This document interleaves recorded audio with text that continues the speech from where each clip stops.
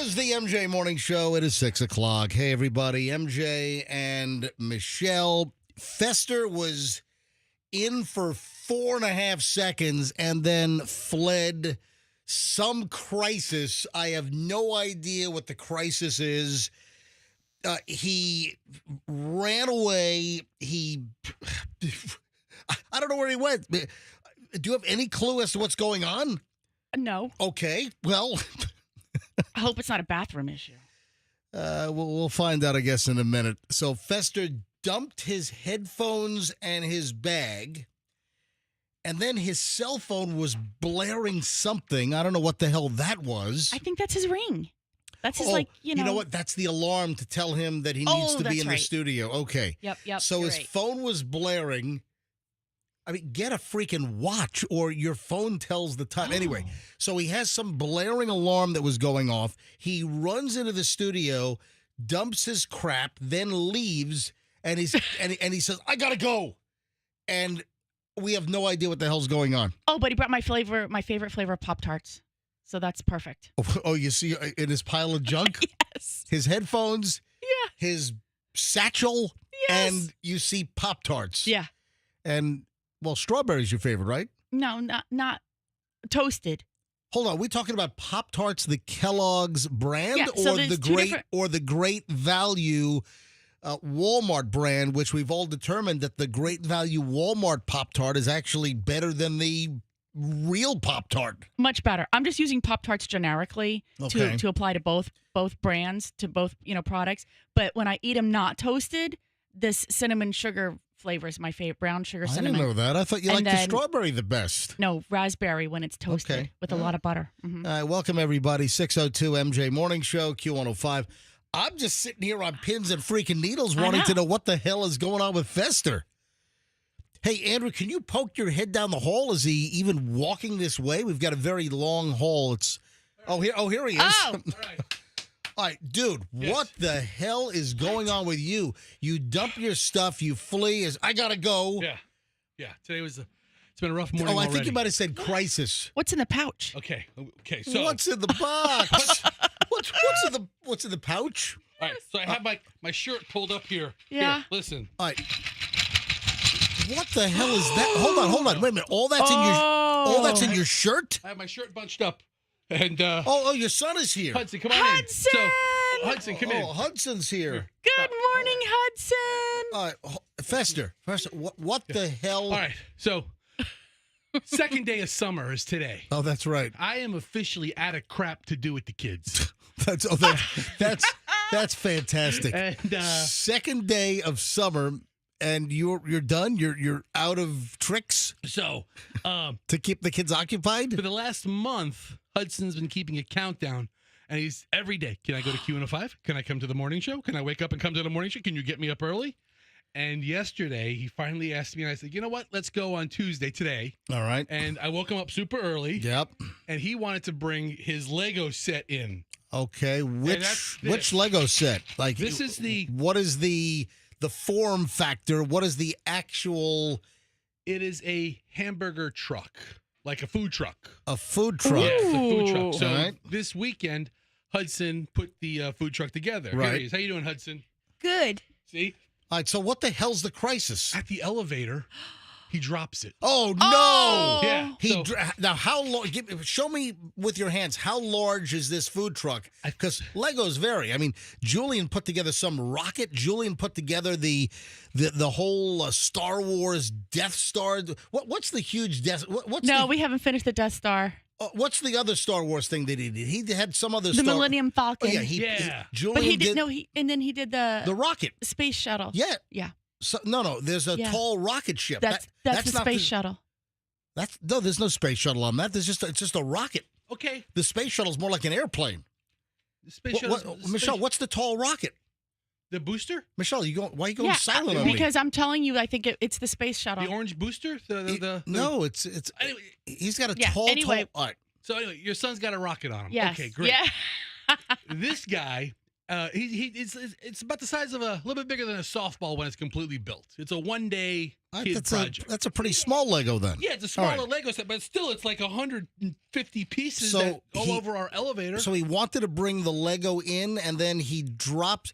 Did he drop it in the lobby, or did any parts go down the elevator slot? Okay, no, we looked. The elevator was closed, so nothing fell in the elevator. Oh, man, because that would suck if pieces fell down if the door was open, and then he dropped it, and then parts went down into the slot. That would suck.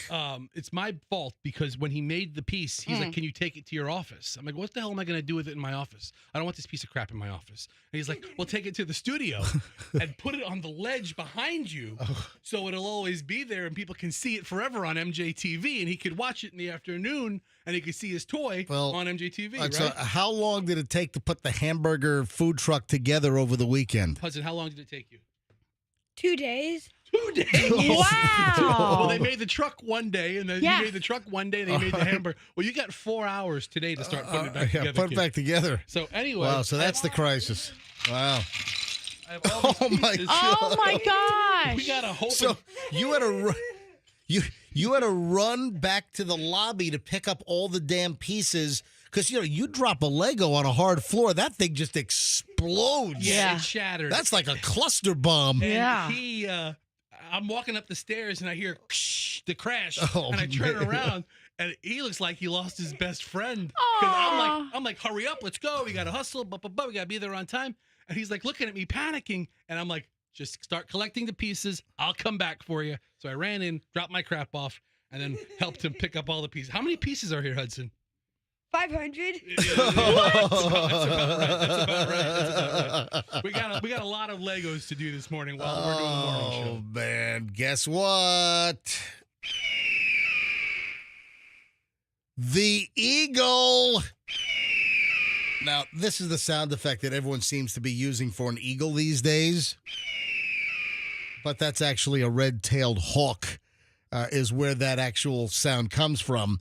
But the eagle, or one of the little baby eagles out in California, has, what are they called, fledged? Fledged, yes. One of the eagles has fledged, fly away, fly, fly, fly, fly, fly away. And it did, and it hasn't come back. And is the other eagle still there? I haven't checked this morning, but when Fester and I talked yesterday, the other sibling was still just alone in the nest, looking around. The other sibling seems to be the late bloomer of the group. Right. And you could see the parent eagles giving them the look of disappointment. So has mom or...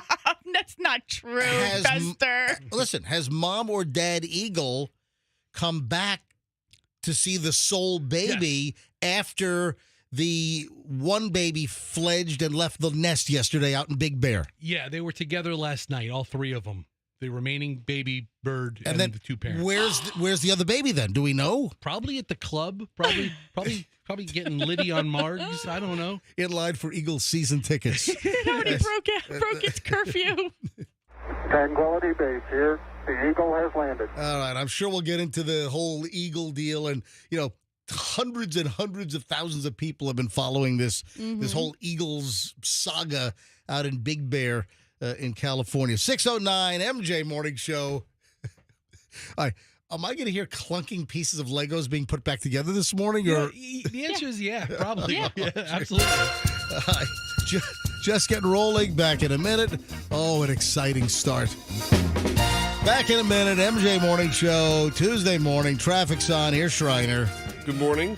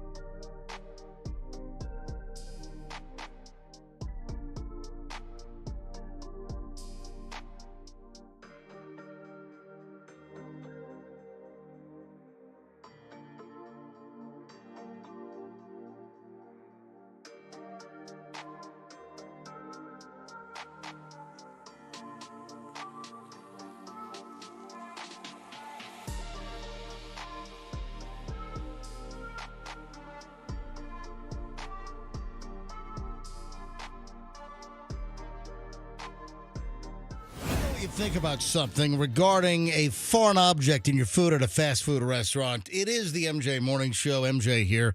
Fester, it looks like the crisis is over. Things seem to have returned to normality. Yeah. Michelle over here. Hudson in between Michelle and Fester. Hudson, Fester's son, who will be going into what grade next year? Is it third, fourth? What is it? Third. Third grade. Okay. Let me turn your microphone on. Oh, no. Oh, no. Do you hear the buzz? Oh, hey. Hold on. Wait, hold on. Where's it? Hold on. The second mic. There we go. Hold on. Here's the It Hudson. was like buzzing and hissing and humming. All right, let me make sure your mic works. Hudson, just say hello. Hey, oh, it's not. Oh my God! I tried it now. Say it again. Hello. Okay, now it's where I got to push all kinds of crazy buttons anyway. All right, so I want to run a scenario by you and tell me what you'd expect. You go to a fast food restaurant. I'll tell you what it is. We don't have, I think we used to have one here on Hillsborough, and I think it disappeared, right? And then I know exactly which one you're talking about. And then I believe I heard that it is coming back. And I made a mention. I thought it's coming back like maybe next year or later this year. I think they're going to start like poking around and trying to rekindle business with new locations in the Tampa Bay area. Do you know what I'm talking about? Yes. As soon as you said once on Hillsborough Avenue and gone and may appear again. And that is? It was at Whataburger? You are correct. Oh. Yes. That is correct. There used to be one near, like, what, Hillsborough to the east of, like, Memorial or, sort of in that, somewhere right? in that area, Yeah. kind of near the airport-ish. Mm-hmm. Yeah. I don't know. It's somewhere in I Hillsborough. think it was the other way from the air. I think it was I thought it west. was by the Guitar Center.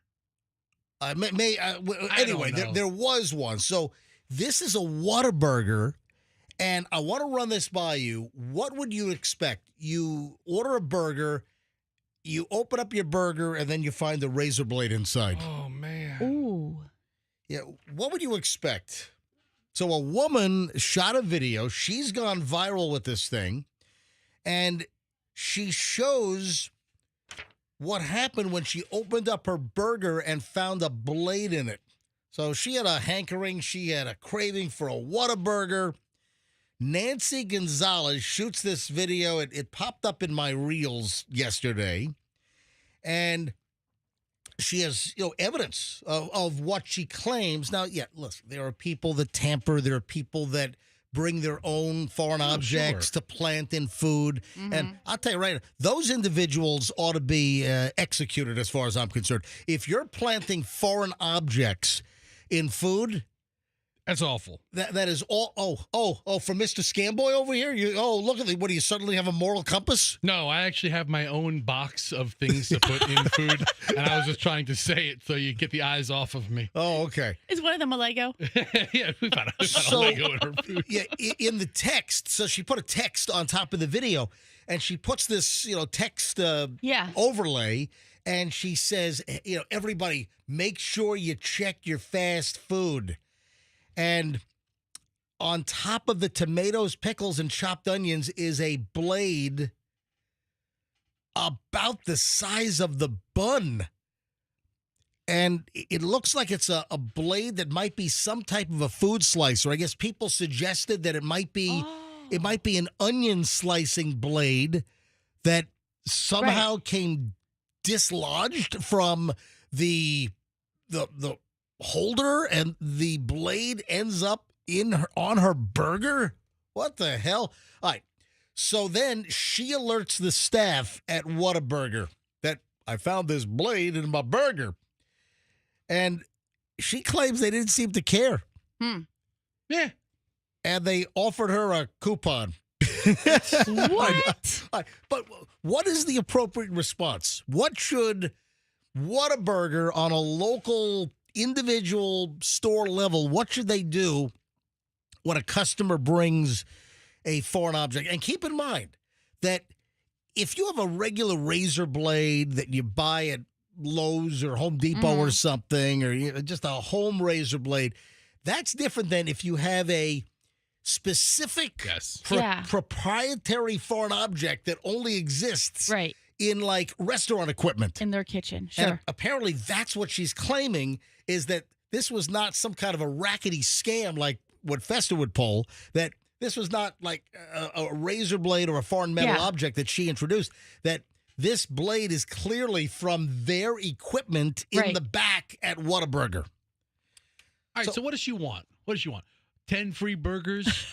Nope, she wanted $5 million. Yeah, What? I mean, that's... No, I'm making that up. I wouldn't be surprised if that's where it went. No, but she's all pissed off Yeah. because they only offered her like a coupon for a free combo meal or something. Name your price, man. What do you want? You want 3 free combo meals? Would that make it go away? Let me think. What do I want? What do I want? What do I want? I got a blade in my burger. What do I want? I know what I want. I want a new car!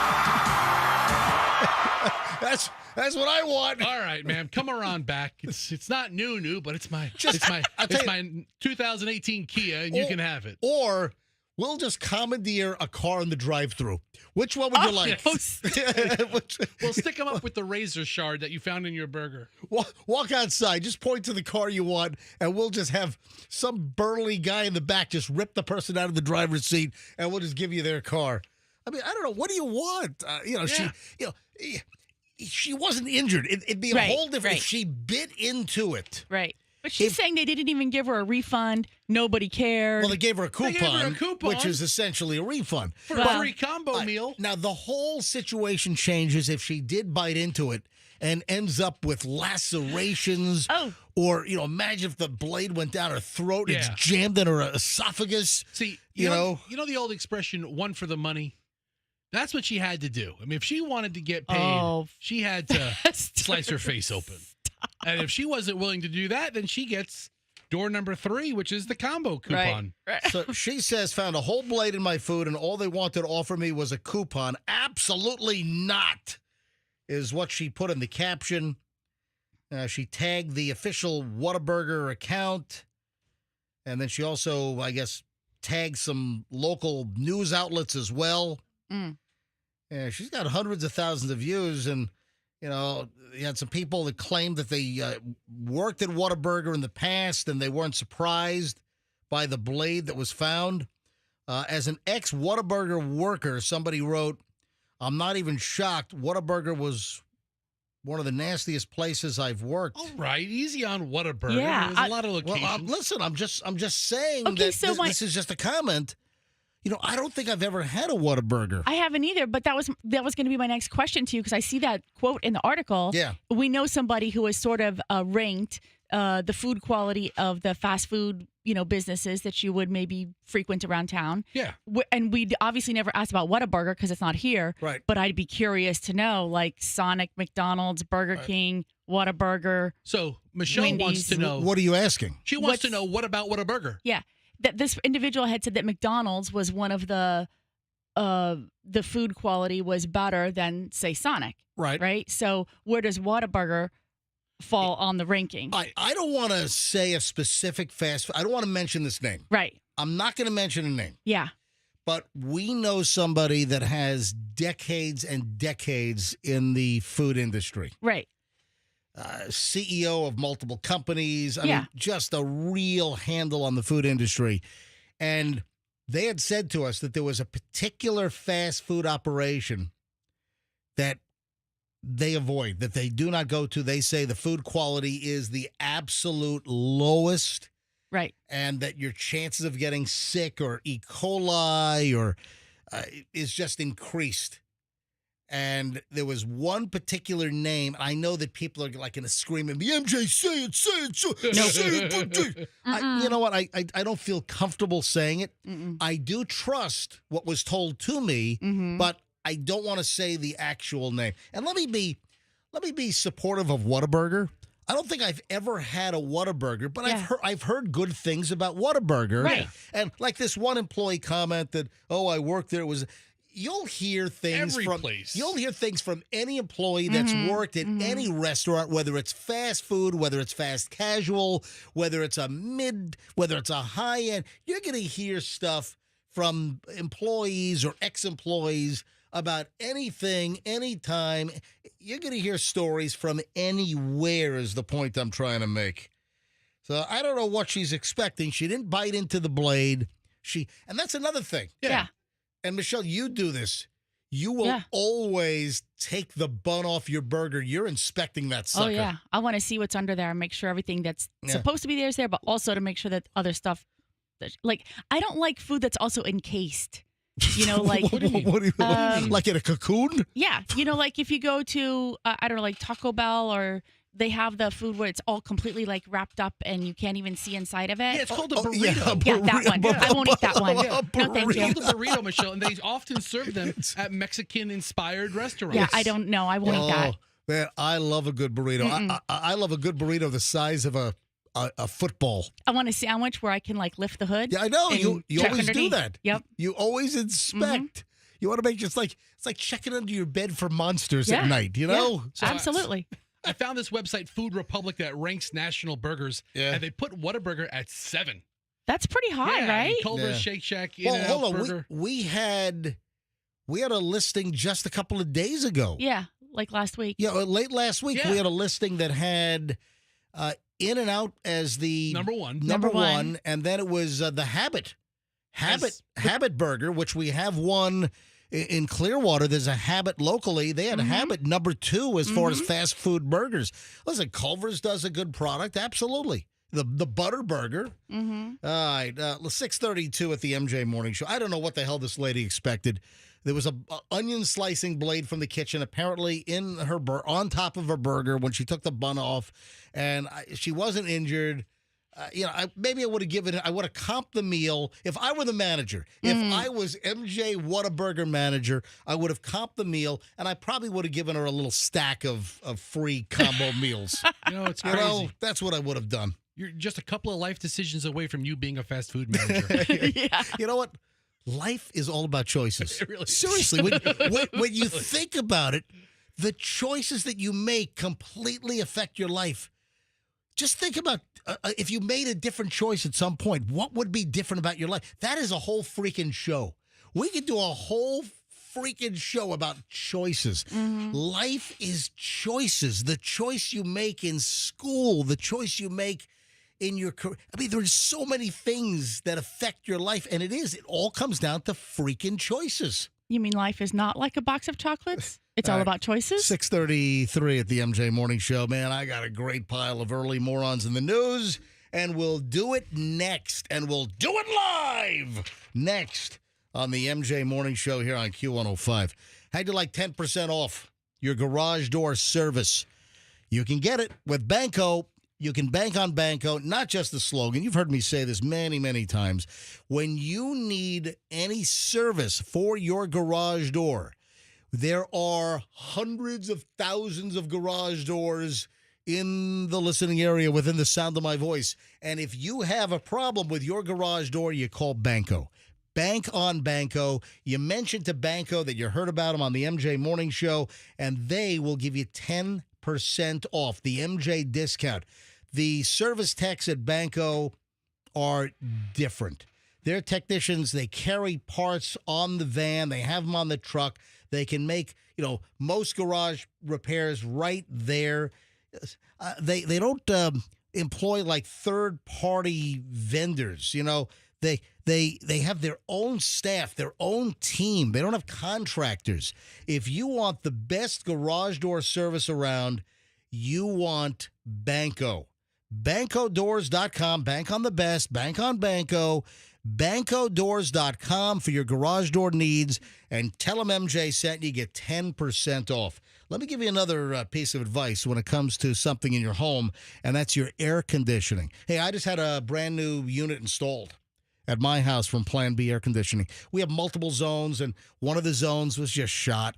And it wasn't worth repairing.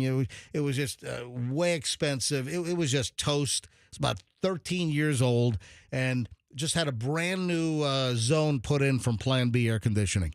If you want a professional operation, if you want great service, so let me split this up.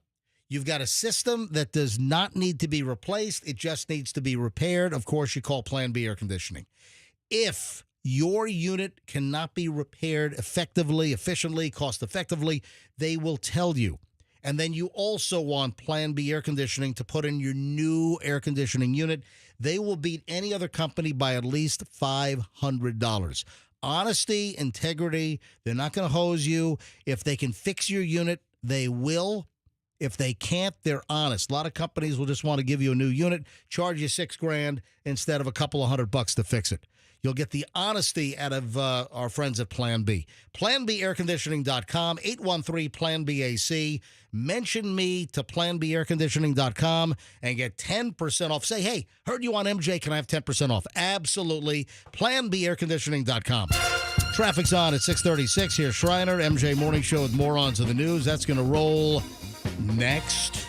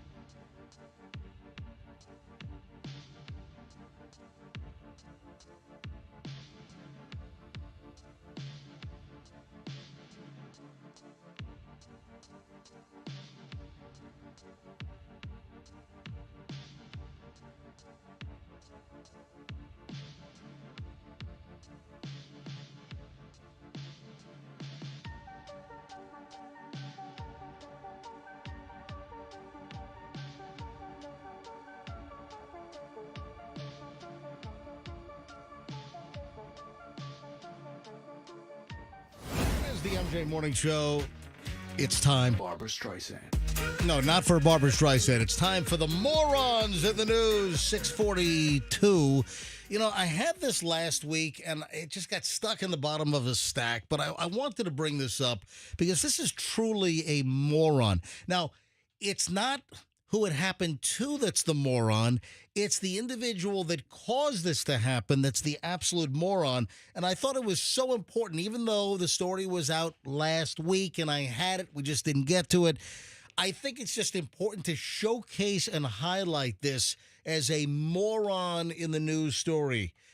Did you see the item where a little kid, a toddler, got third-degree burns because some jackwagon had some kind of fire or barbecue on the beach and then just buried the red-hot charcoals under a thin layer of sand? Oh, no. Oh. What the living bleep?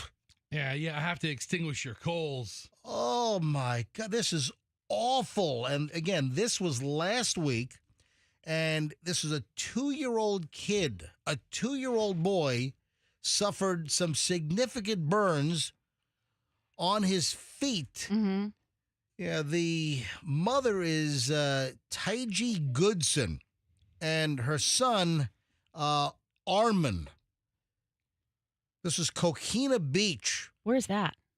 Fessa, where is Coquina Beach? Why don't you look that up for me quickly?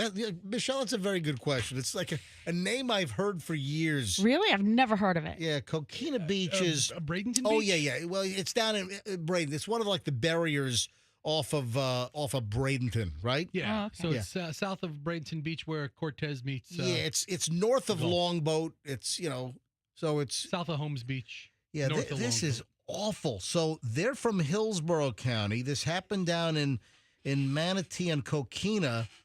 The kid was rushed to a hospital. Mm-hmm. She thought the kid was going to pass out. Yeah. I mean, you got to be nuts to leave burning hot embers and then just bury them under a. And when I saw this story, I kind of looked it up. I did some mild research. Yeah. This is not uncommon.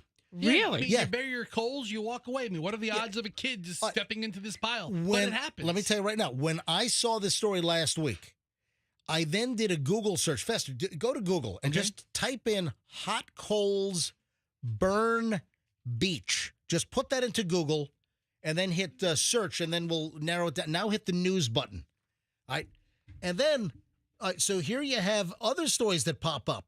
So the first one is about the third-degree burns of the kid here in the Tampa Bay area. Sure. Then there's a story from August 16th of 2024, 10 News, wherever the La Jolla. So is that San Diego? Channel 10 San Diego. Isn't that where Ron Burgundy worked? Keep it, what does he say? Stay classy. Stay classy, San Diego. Classy. Hey, stay classy, San Diego. Don't bury hot embers ridiculously shallow on the beach. So there's a story from a year ago where a kid was burned out in San Diego. Here's another one. Or is that the same one? Sandy Hook Beach. Is that like Connecticut? It's a week later. Yeah, click on that one. That might be Connecticut. A Keyport boy? Is that it says Sandy Hook. Highlands, New Jersey is the dateline. All right. So this is a problem. People that are having beach fires or, cookouts, and they just dump hot embers. I know that some beaches, they forbid you from, having a fire, a campfire, whatever. I don't know that I've been to many beaches locally where you can have an open flame Yeah. on the beach. This is just awful. Yeah, so the 2-year-old was taken to Sarasota Memorial Hospital, Mm-hmm. and then was then taken to Tampa General. And apparently the burns are pretty severe, and the kid's going to have a long recovery. That's awful. Well, third-degree burns, that's the most severe, right? Like it burns all, like 3 layers of your skin or whatever. God, I feel awful for little Armand. I wonder if he's going to have a skin graft. Maybe so. So the most severe burn are 4th-degree burns. Ugh. But thirds are... Thirds are pretty freaking bad. Pretty Yeah. bad. And I'd like to know who's the moron, who's the jackass that left hot coals buried under a thin layer of sand on Coquina Beach down in Bradenton. 3rd degree destroys the skin and might have effects on the bones and muscles. Just terrible. 4th is worse than that. I mean, that's just absolutely awful. Are you ready for a pool pervert? Okay. Okay, what? We're not A gonna pool have pervert? Yeah. from a beach barbecue to a pool pervert. I got a pool pervert. All right. Yeah, Florida story as well. A guy admitted to having relations with a pool float. Okay, really? Yes, so- yes. All right. Whatever floats your boat. Here's my opinion on that. I got to see a picture of the pool float because some of them look like a lot of fun. This guy gratified himself Mm-hmm. Yeah. with pool floats. He's pleaded guilty to a months-long burglary spree in a deal with prosecutors here in Florida. This is over in Brevard, not to be confused with Broward. Prosecutors in Brevard made a deal with Christopher Monin. Oh, of course his name is Monin. Well, it's Monnin. Is it? He's moaning. He's moaning with those pool floats, man. Inflatable unicorn. Yeah. Oh. Anyway, he admitted to theft. So he was apparently stealing the pool floats from people's places, and he was having relations with the pool floats. Wow. How many did he take? How long has this been going on? Apparently, I think I saw 75. dozens. So you have a number? I just have dozens. They found about 75 pool floats in his house because I guess he was stealing them, including a lounge chair with cup holders, a duck float, a watermelon float, and a float shaped like a piece of bacon. He's jamming his junk into these various pool floats. I mean, the air nozzle is really tiny on a lot of these. Oh, my God. So a judge has sentenced Monin to 2 years of community control. That's an intensive form of probation. So it's kind of like a house arrest, a level of house arrest. He was also fined $840.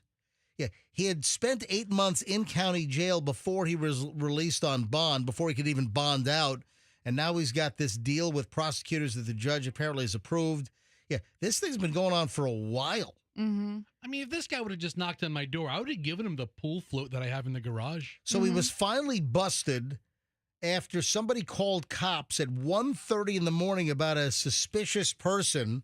He was arrested by the Palm Bay Police Department, and he was seen riding a bicycle carrying a white garbage bag full of deflated pool floats. This guy was in the middle of the night going to people's houses, to their backyard, and ripping off their pool floats and also having sexual relations with their pool floats. I mean, at least he had the presence to deflate them before he transported them, because that would have looked really, really awkward. My God. I mean, Michelle, you saw 75? Yeah. They found 75 pool floats at his house. This is unbelievable. I mean, I saw a couple of pool floats of like a mermaid, and I thought twice about it, you know? Oh, Fester. I mean, you know, some of those mermaids. Yeah, since Palm Bay had been plagued with burglaries in which the suspect cut the screen, entered the victim's back pool area, and stole only pool floats, he was identified as the prime suspect. Yeah, he lived in Palm Bay. What a crazy... I mean, people do the craziest crap. Well, you know what he stated to the police officers? Well, he admitted burglarizing several residences and swiping many pool floats. Mm-hmm. So I think you mentioned that he took even lounges with cup holders, a duck float, the watermelon float, the bacon float you mentioned. Mm-hmm. Oh, he also stole a Shaquille O'Neal branded Shaq inflatable It's so crazy. lounger. It looks very comfortable. Shaq must be flattered. Shaq is honored that Christopher Monin would want to have relations with my pool floaty. He's getting it on with a Shaq pool lounger. I didn't even know there was a branded Shaq pool lounger. Oh, yeah. Shaq has everything. There's a whole world of Shaq. Yeah, you're right. I don't know anything Shaq. Anyway, so he took a deal. He's been convicted of burglary, theft, loitering, prowling. Yeah, so he's been doing this for a while. Yeah. Holy crap. But he said that he sexually gratifies himself with the floats. Yes. He does this instead of raping women. Oh my. I mean, yeah, there's a silver lining to every story, right? I mean, I don't even know what to say about that. In the scheme of horrible humans, Yeah. I would rather you steal a pool float Right. and have relations with that pool float than Right. sexual assault. Oh, I my mean- God. Look how good this Shaq pool floaty looks. I know. Look at it, right? Fester's dug up $140? I mean, Oh, that's on eBay. that's on eBay. There's Are they Shaq- still being made, or you can only buy them secondhand now? I don't know. Shaq has a whole line of inflatable pool toys. Here's the basketball hoop. Oh, the Shaq inflatable floating pool hoop. Yeah, Yeah, basketball hoop. some Shaq pool fun. Look at that. Oh, look, the Shaq triple water slide with splash pool and an inflatable something or other. Available at Toys R Us. They haven't taken the website down. No, apparently. they're Toys R Us is back. They are? Yeah. Really? Yeah. Toys R, they're reopening stuff. You've got some kind of private equity, purchase the assets of Toys R Us. They're coming back Okay. right now. They have an online presence. Yeah, Are they going to honor the gift cards if we didn't redeem them before? I don't Probably think- not. Hold on. Do you have gift cards? I'm sure I have one somewhere in the house. All right, 6:53 at the MJ Morning Show. You never know what the hell you're going to hear in Morons in the News. All right, when we get back, 7 o'clock hour begins. Man, there's a GoFundMe. This kid lucked out. There's a GoFundMe. Last I saw, there was over $130,000. The kid, and this has to do with fast food as well. Do you know about this? I don't think you guys know about this. I haven't heard it. I'm going to enlighten you about this kid, his GoFundMe. It involves a fast food restaurant, involves high school graduation, and this story has exploded. So we'll get to that coming up in just a second. Oh, also, on average, how many days a month does a person feel tired, have a headache, or has a tummy issue? I think this is very interesting. I want to point out, like, do I personally, MJ, have any of these issues on a monthly basis? Feeling tired, having a headache, or having some tummy issues? Hold on. All that next on the MJ Morning Show here on Q105, 104.7 FM. It happens very, very infrequently, and now is the time to take advantage of this. IDC, International Diamond Center's most popular offer, is back. It is happening right now. 0% interest financing. I said 0.0 for 5 whole years. This is back. This doesn't happen all that often, folks. That's why you got to take advantage of this now. You can make any purchase at IDC and enjoy low monthly payments for 5 years because there's no interest till 2030. Not a dime in interest. Pick any item. Diamonds, pendants, earrings, bracelets, you name every largest selection of certified hand-picked diamonds in the entire state. So look at the savings here. It's enormous, affordable, 5 years, 0.0% interest financing, but it's only for the month of June, and then it goes bye-bye. Take advantage at International Diamond Center right now, Tampa, Clearwater, Lakeland, and Sarasota, and tell them that MJ sent you. Car wreck, slip and fall. What do? You call Kemp Law. This is very simple, folks. If you've been in a car wreck, if some bonehead is not paying attention and you're on the receiving end of their stupidity, what do? Well, you deserve to recover. You're hurt. You've got property damage. You've missed work. I mean, you're out. So what should you do? You call Kemp Law. You don't fork over a dime. When they win your case, they take the usual percentage. So you don't pay a dime when you work with the Kemp Law Group. They know the court systems inside and out locally. They know the other side, the insurance companies, the defense attorney. They know how to get you the best possible settlement if you've been injured in a car wreck or a slip and fall. Accident or fall, you call Kemp Law, KempLaw.com, and tell them MJ said you. Traffic's on. MJ Morning Show back with the 7 o'clock hour next. There's an accident on I-4 westbound at County Line Road with the left shoulder blocked. The traffic is backed up to Memorial Boulevard. The good news for westbound I-4 is after you get past North Park Road, things really open up. We also have an accident on US 301 at Causeway Boulevard, and traffic is building on 275 south through Tampa between Fletcher and Sly. Keeping you updated, I'm Schreiner. Traffic brought to you by the aggressive attorneys Winters and Yawker. It's officially time for Zero Res's annual summer sale. Take advantage. Get 15% off all cleaning services. Mention me, MJ, to secure the deal or book online at ZeroResTampaBay.com. Take your night to the next level, literally. Vantage Rooftop Bar at the Carroll Hotel is your elevated escape. Savor stunning views, tantalizing tapas, and artisanal craft cocktails. Join us for Reverse Happy Hour Monday through Friday from 9:30 to 10:30 p.m. Before heading up, indulge in coastal-inspired cuisine at Catch Bistro, where every dish is a masterpiece. The Carroll Hotel, part of the Marriott Tribute Portfolio Collection of boutique hotels, just off Almerton and I-275. Visit thecarrollhotel.com for details. Hey, did you know that with Frontier Fiber Internet, the best Wi-Fi isn't just for VIPs anymore? So even if I have less than 1 million followers? Or me, a total noob? What if I'm not in the metaverse yet? Yeah, now everyone can get Wi-Fi 7 with a premium Eero router on Fiber 500 and up. Now starting at only $39.99 per month. Switch to the most advanced Wi-Fi on 100% fiber internet. Only from Frontier. Good to go. In select areas, price for 12 months with autopay. ETF terms apply. Max speeds wired. Actual average and Wi-Fi speed vary. They were right. It could have waited. I can't believe it happened to me. Reaching to check my phone. Now my family has to hear that I'm never coming home again. Officer? I'm so sorry. I have some very sad news to share with you. Every day, 9 people on Florida roadways don't make it home. I was one of the people that didn't make it home. Ride with Do Not Disturb. Every trip, every time. Let's get everyone home safely. A message from Florida Department of Transportation, Target Zero. For more information, visit targetzerofl.com. Here's an Integrity Home Solutions pop quiz. True or false? MacDill Air Force Base hosts one of the nation's largest air shows. True. MacDill hosts a free air show with military and civilian performances, thanking the Tampa Bay community for its support.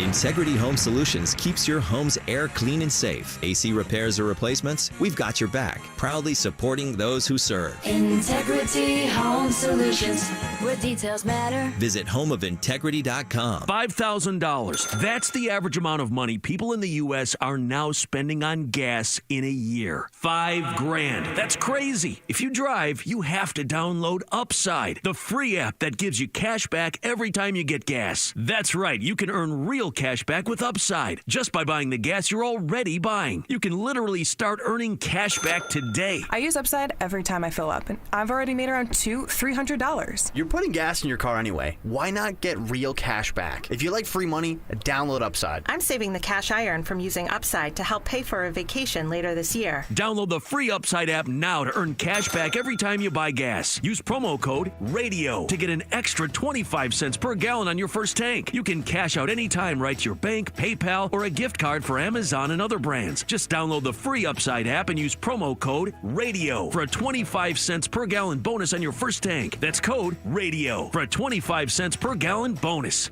Texting enrolls you into recurring automated text messages. Consent not required to purchase. Message and data rates may apply. Hey, Dan, how you doing? Haven't seen you around the gym for a while. Yeah, I've really fallen off. Since I turned 40, I just don't get the results I used to get. Could be lower testosterone. Lower T? Yeah, I went through it a while back. Once you hit 40, your body has less free testosterone. I got Nugenix Total T, and it's made a huge difference for me. I've seen that ad on TV. Is it for real? Oh, yeah. The key ingredient is something called Tesnor, which helps boost free and total testosterone levels to help you trim up and stay lean. And it's made a difference for you? Man, I feel like I'm in my 20s again, at work, in the gym, and in the bedroom. Are they still giving out complimentary bottles for people to try it for themselves? Yeah, you just need to send them a text. Text HUNK to 42424 right now for your complimentary bottle of Nugenix Total T, the #1 selling testosterone booster at GNC. Plus, text now and we'll include a bottle of Nugenix Thermo, our most powerful fat incinerator ever, to help you get back into shape fast, absolutely free. Text HUNK to 42424. That's HUNK to 42424. From the Kemp Law Group Studios, 104.7 WRBQ HD1 Tampa, a Beasley Media Group station. The MJ Morning Show on Q105, Tampa Bay's hits of the 80s, 90s, and more.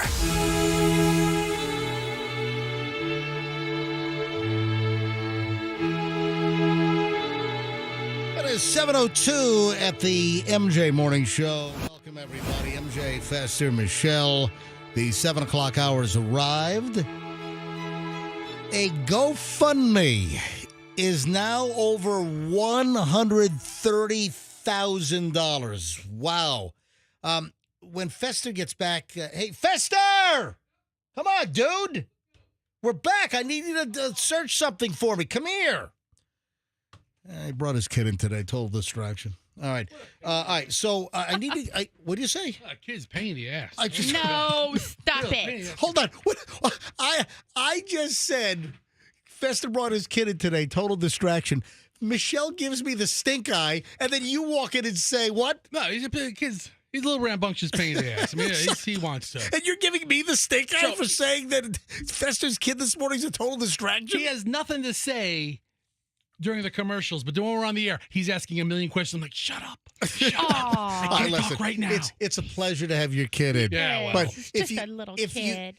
If you missed this confession from Fester about an hour ago, Fester said it's only day 2 of summer vacation, and he's already run out of things to do with the kids. Yeah, so that's some good parenting right there. I'm probably going to be bringing each one in on a weekly basis. Awesome. Moving forward. That's fine with me. Go. That's all right. Good. He's excited to be here. All right, so this is a great story. Speaking of school, and a lot of schools nationwide are out or getting out shortly. I remember when I was in school, it seemed to be like early June. Mm-hmm. Northern schools, they start like after Labor Day. Yeah, that's right. Yeah. So listen to this. This is a great story. This has been floating around. You might have seen this, but I want to see what the latest is. Did you see the deal that this high school grad, this kid in Georgia, graduated from high school, went to the ceremony, but then apparently found out that his job at a Burger King was short employees that day, and he rushed from graduation in his graduation garb and then worked a shift right after graduation at Burger King. And then the story is some mother of a girl that goes to the same high school, was at the same graduation, saw the kid inside the Burger King through the drive-thru window with the graduation stuff on, saying, hey, what, did you just graduate? Yep.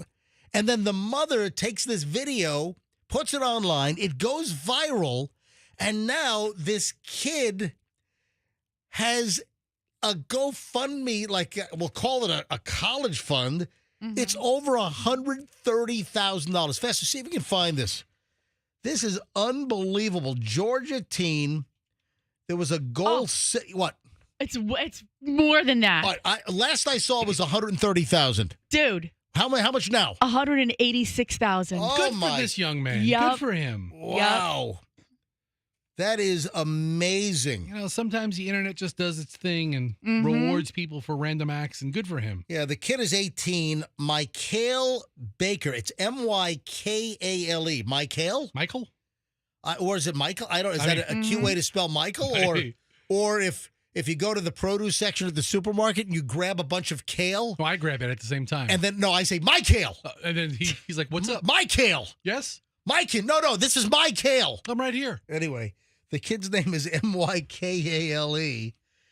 And I guess he's going to use it for higher education. Isn't that amazing? Good for him. He's done all kinds of interviews with local channels up in Georgia. He said, I just want to say thank you to my parents and all the people that see the good in me, believe in me, and donated all that money. I mean, here's the thing. Now news is getting out outside of, Georgia. Mm-hmm. He probably raised $180,000 in the greater Atlanta area. But wait until this gets out nationally. He's going to get a big haul of cash. I guess he worked at a Burger King, and is it Dacula? D-A-C. Whenever I see the spelling, I think of Dracula. It's like it's like Dracula without the R. It's Dacula, Georgia? Dacula, Georgia. D-A-C-U-L. That's where this was. D-A-C-U-L-A. Dacula, Georgia. But whenever I see that, it's like Dracula. I want to suck your blood. Exactly. But that is incredible. So another $56,000 has been added onto this GoFundMe. Since I last saw the story, it was $180,000. Or I saw it was $130,000. Now it's $186,000. Yeah. I bet you tomorrow it's over at $250,000. That's amazing. Hey, you know what I saw? Totally shifting gears. This just total personality disorder here. Just total shift of gears.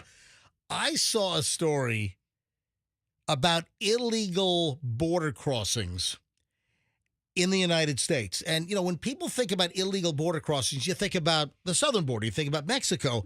But I saw an item, illegal crossings into this northern state are at a 24-year high. Is it one of the desolate states? It's Maine. Oh. And listen, I'm not here to do any kind of a talk on the border, in a serious sense, although I do believe in border security, obviously.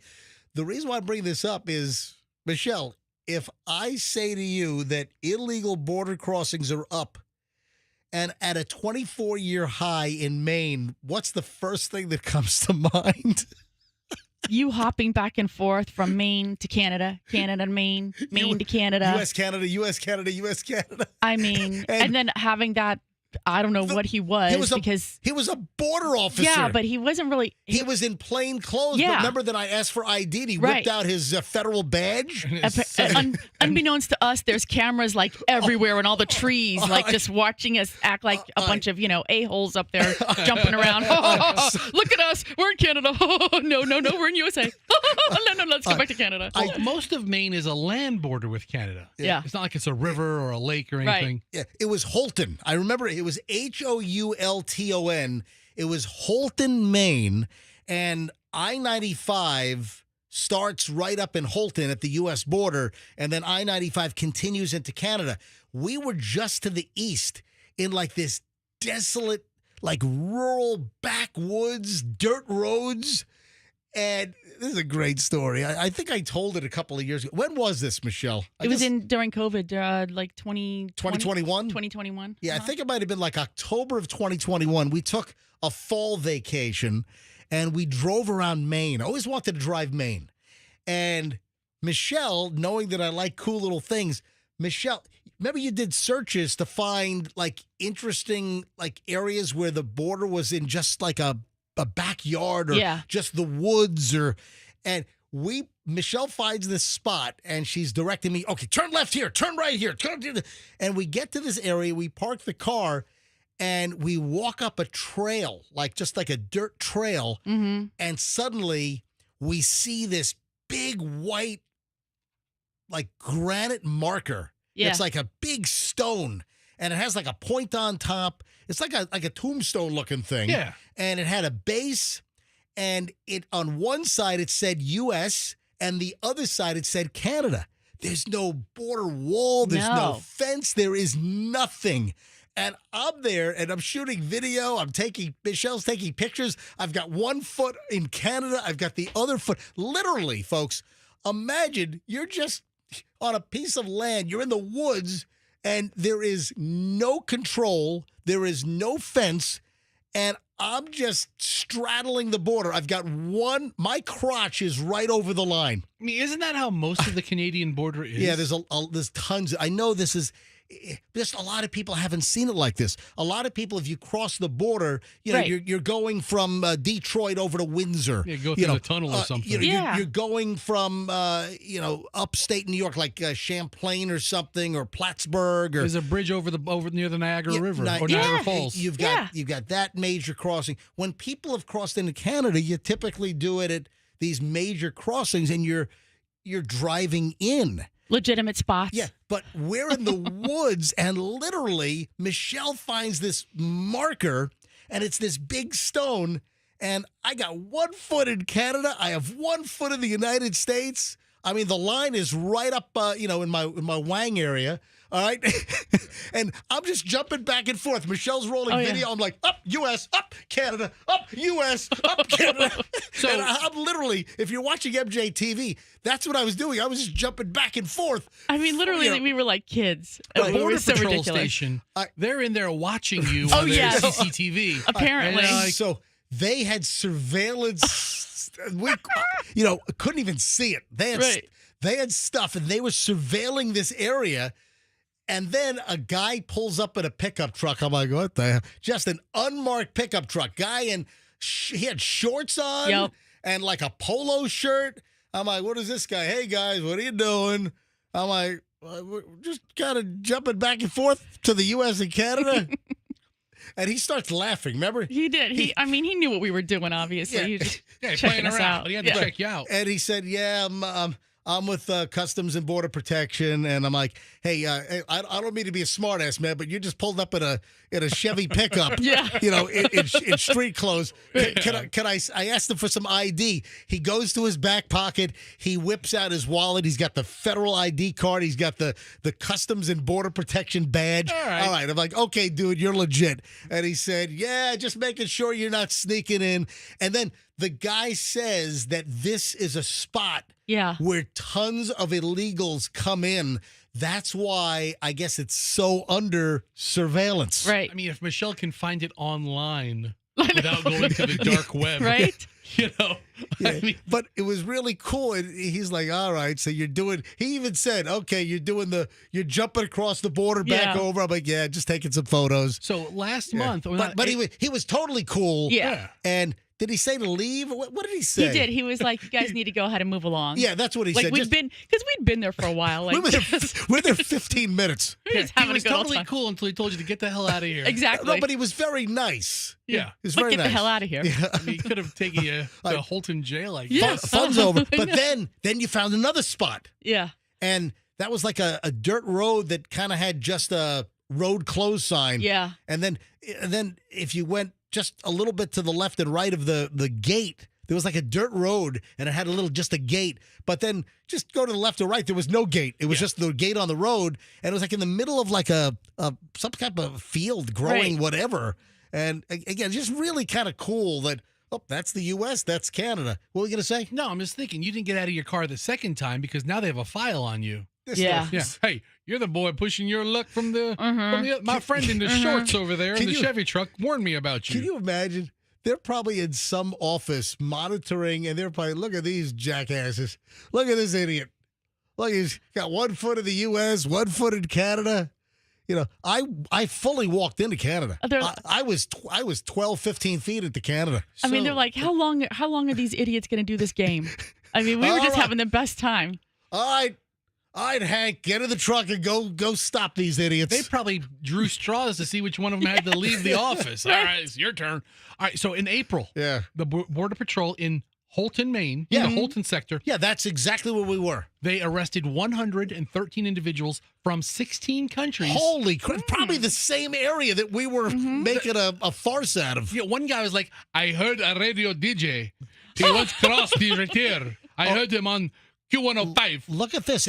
Fester just found this. In April 2025, U.S. Border Patrol agents in Maine's Holton sector arrested 113 individuals from 16 different countries for illegal border crossings, marking the highest monthly arrest total in nearly 24 years. So the story's even based on the exact area where Michelle and I were. Wow. You walked into Canada, didn't you? Oh, yeah. Yeah, we both did, but I was doing the monkey act, jumping back and forth.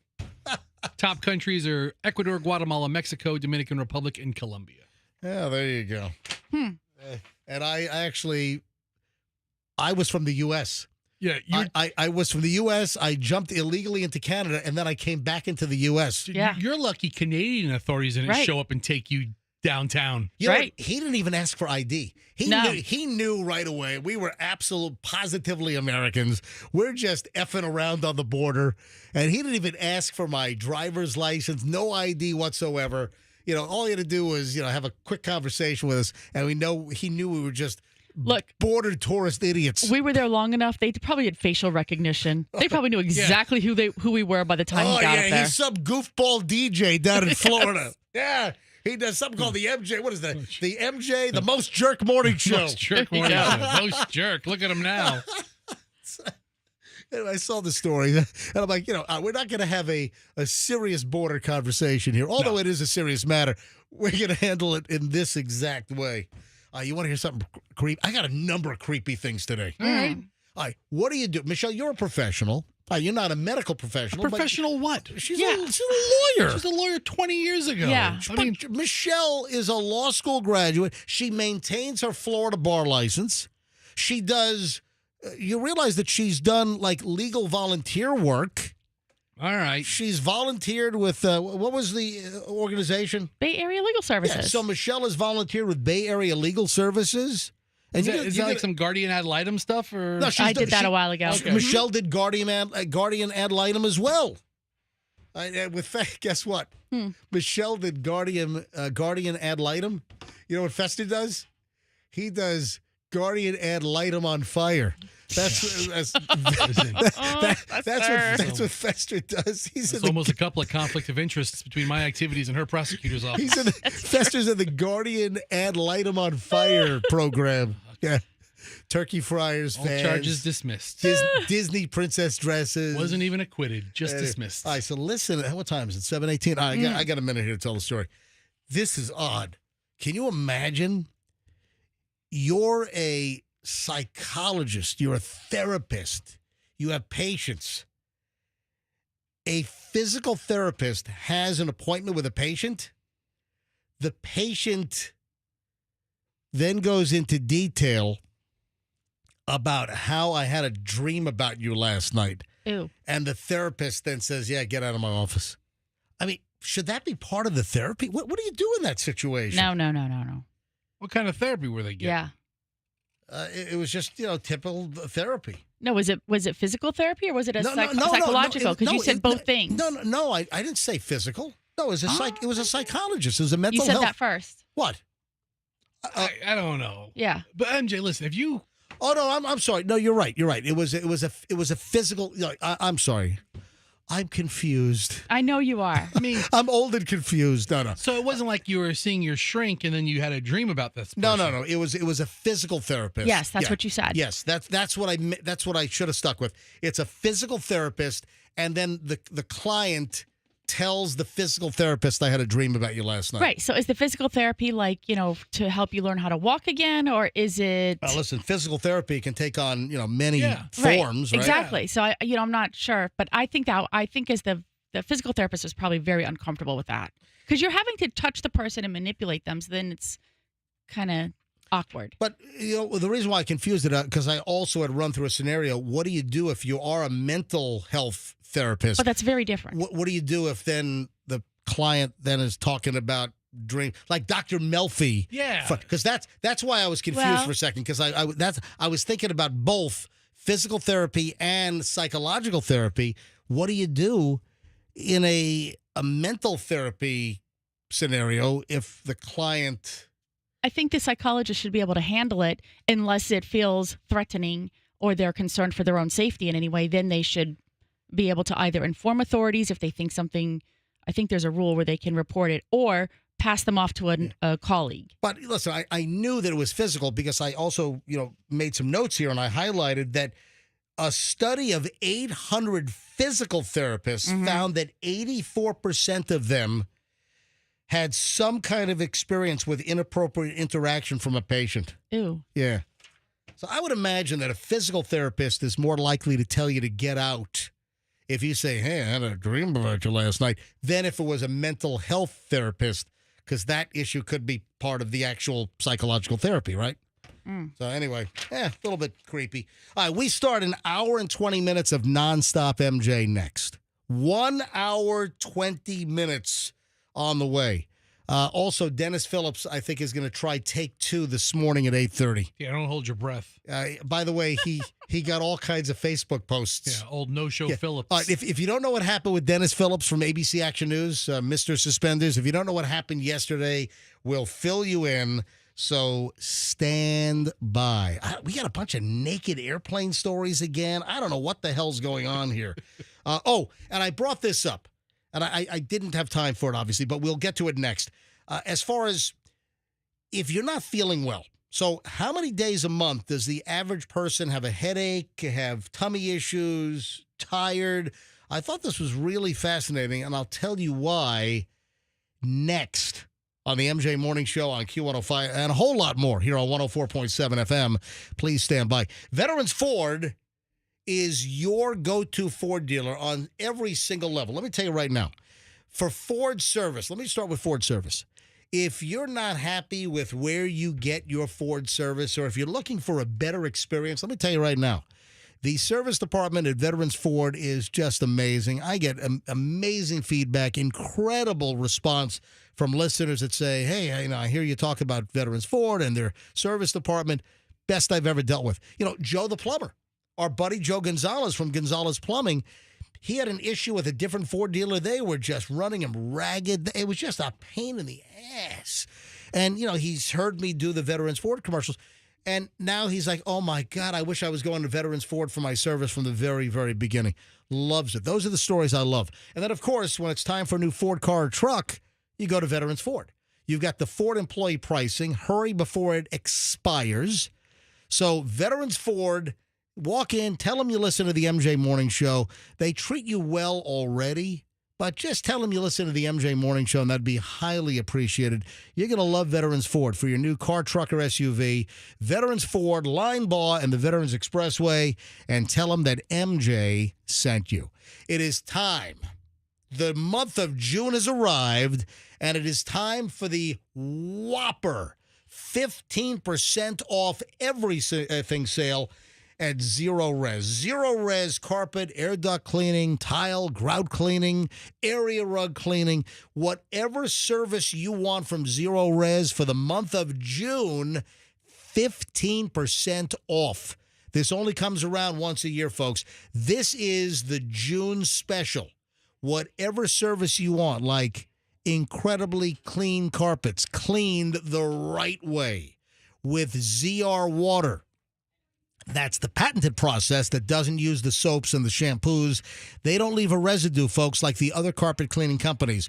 Residues left at your house on your carpet attract dirt faster. That's why you want Zero Res. Right now, tell them the MJ Morning Show sent you. Get 15% off everything. ZeroResTampaBay.com. You can book online, or you can call them. Phone number's on the website, ZeroResTampaBay.com.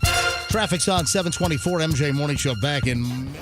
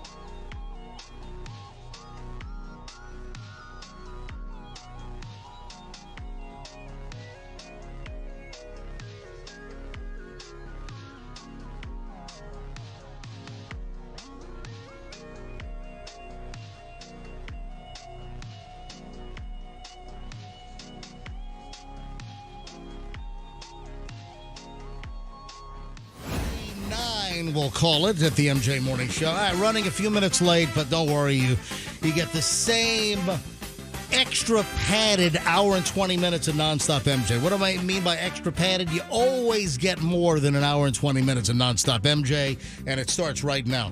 So I mentioned I had a couple of interesting, naked airplane story. What is going on with nakedness and people taking their freaking clothes off on airplanes? I mean, there's been a whole series of these lately.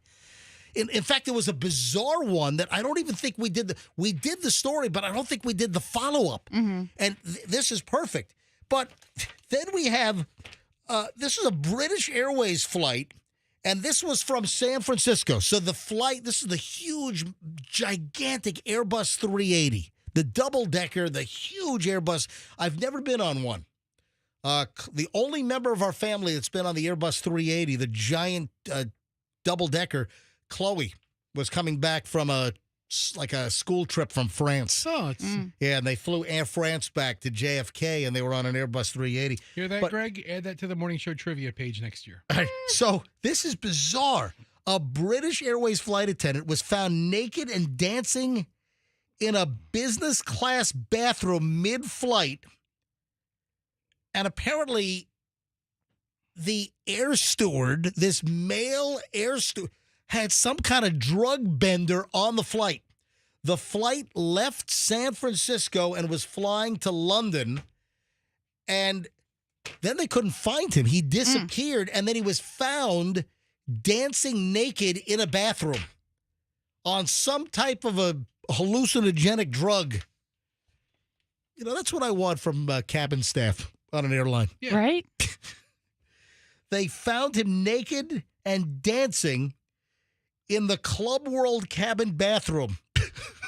You think you're going to have a long flight. You take eat a little bit of a mushroom, and I'll just take the edge off of the flight. And lo and behold, it hits the wrong way. Man, I got to deal with this. I got to deal with this. I got to deal with this huge A380 filled with A3 a-holes. All right.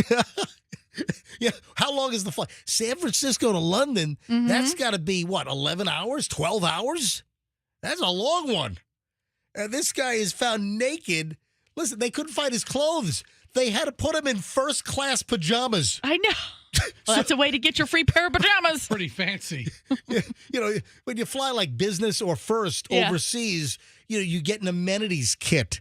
And I've been on multiple airlines where I've flown business, and they offer you, what's the designer? Like we have pajamas that we got on one of our flights, either Chloe and me or Julian and me recently. Was it like Armani? No, was it Jimmy? No, it was Jimmy Wang. I don't know. It was some design. I've got like designer pajamas. Those are two different people. Right. Jimmy Vera Wang and Jimmy Choo, Vera Wang. I don't know. Anyway, as a 10-hour, 20-minute direct flight. All right, so I was close. I said 11 hours. The plane was at 37,000 feet when they finally found him, and they said they think he was popping pills. I'm guessing he's not going to be employed with British Airways much longer. All right, this brings me to the other story before we move on. And we talked about this, but I never had the final word on this. There was a guy that was stripping naked on a flight. This was a U.S. flight. He was on United Airlines, and apparently he was flying from Germany back to the U.S. Yeah. So it was a U.S. airline flying from Germany back to the U.S., and this guy stripped naked, and he was apparently drunk. I mean, this guy was causing a huge disturbance, right? I think we did this story like a month ago. We did. But the update on this, the guy is the director of the Chicago Art Institute. Yeah. He's a museum director. And they've decided to retain him. And they're keeping him. Yeah. Good for them. Well, maybe they were thinking that, his display was very artsy. Mm-hmm, mm-hmm. It really encapsulated the emotions of the passengers. I mean, this comes down to, and the reason why I wanted to bring this back up is, what do you really have to do to get fired? It wasn't on the job. I mean, it seems like every story ends with, and they were fired, and they lost their job. Right. So that's sort of the reason why I'm bringing this back up. The Art Institute of Chicago's director was detained in Germany last month after drunkenly stripping naked on a United Airlines flight, but will now return to his high-paying job following an internal investigation. James Rondeau is set to return to work Monday, I think that was yesterday, after the humiliating April 18th incident forced him to take voluntary leave from the nationally renowned museum. I've heard of the Art Institute of Chicago. I've only walked on the outside of it. It has those big bronze lions out front, but... this is insane. Do you know how much money he makes a year? The Art Institute of Chicago museum director, Oh my God, naked, and I think this museum was even featured in Ferris Bueller's Day Off. Yeah, because there was an art scene. Yeah, that I believe that scene in Ferris Bueller was shot inside this exact museum, the Art Institute of Chicago. All right, so this guy's naked on an American, he's causing a disturbance. He's running around. He's drunk off his ass. He's stripped off all his clothes on a United flight. Do you know how much money this guy makes a year as the director of the Chicago Art Museum? The Art Museum of Chicago, Art Institute of Chicago? I mean, is it $1 million? It is $1 million. Oh my gosh. It's over $1 million. He makes over $1 million a year. He put out a statement. I deeply regret this incident and the impact that it's had on the museum and me and my colleagues. Yeah, he said in a statement to CBS Chicago, I have dedicated the past 27 years of my professional career to the Art Institute, and I'm grateful to have the opportunity to continue furthering its mission. Yeah. Okay, so one little hiccup in 27 years. I mean, yeah, he deserves the pass, don't you think? I mean, yeah. I'm not going to hold this against him. God, this is so. It wasn't through the museum. He wasn't like, hopped up on something and drinking and running naked through the museum. But you know, from this day forward, he's always the naked guy in the plane. Right. But he's blaming the incident, the midair incident, and the facts are he was flying from Chicago to Germany. So, and midair, he claims that he had a bad reaction from drinking some alcohol and taking some prescription medication. Yeah, that happens all the time, no matter what country you're in. Okay, but no. I mean, I'm sure the medication said do not drink alcohol, right? Like, most medications or prescription medications have that instruction on there. So, I mean, people listen to what that says, right? Do not drink if the medication says don't do it. So I think when you take Ambien or something like that, it probably says do not also drink alcohol. And that's probably what he was doing because he has a long flight. We know people who do that, right? They're on a long flight. They pop an Ambien because they want to sleep, but they're not drinking too. So this dude joined the museum back in 1998 as an associate curator. He was an associate curator. That's like an entry-level gig, I think. He joins in 98, and now here in 2025, he's making over $1 million a year and taking prescription drugs and popping back alcohol and then ripping off his clothes on a United Airlines flight, and then he's arrested and detained by officials in Munich. This guy's living the life. Oh, my God. Yeah. First of all, should the Art Institute of Chicago be paying a director over $1 million a year? Listen, I'm all for free enterprise. I'm a capitalist, but I'm just thinking in a job like that, as the museum director, should you really be making over $1 million a year? Could you get a competent museum director for, I don't know, $400,000 a year? You mean one who's not going to take drugs and drink and run around naked on a plane? But this again comes down to my overall question is, what the hell do you have to do to get fired at some jobs? Why don't you find out? Let's find out. I mean, how far can you push it? Fester. I don't know. I pushed it pretty far. Eventually it caught up with me. You know, let me try to grab a call or two here. I don't know where the hell this is going to go. Let me just try to go to the phones on this. 800-990-1047. What is the worst thing that you've done at a job and you were not fired? Or conversely, if you want to tell us what you did and you did get fired. I don't care about those. Yeah, all right. I want to know what you did and survive. All right. Yeah. Hold it. What you did and survived. Yeah, I Is mean, that what you said? I'll tell you, All right. I've gotten fired from every job I've ever had. So let's put an emphasis on what is the worst thing that you've done, or let's extend it. What is the worst thing that you know that somebody did? Maybe it's a friend, a relative, maybe it's somebody that you worked with at this place of employment. What is the worst thing that you've done yourself or that you know that somebody has done and they have not been fired?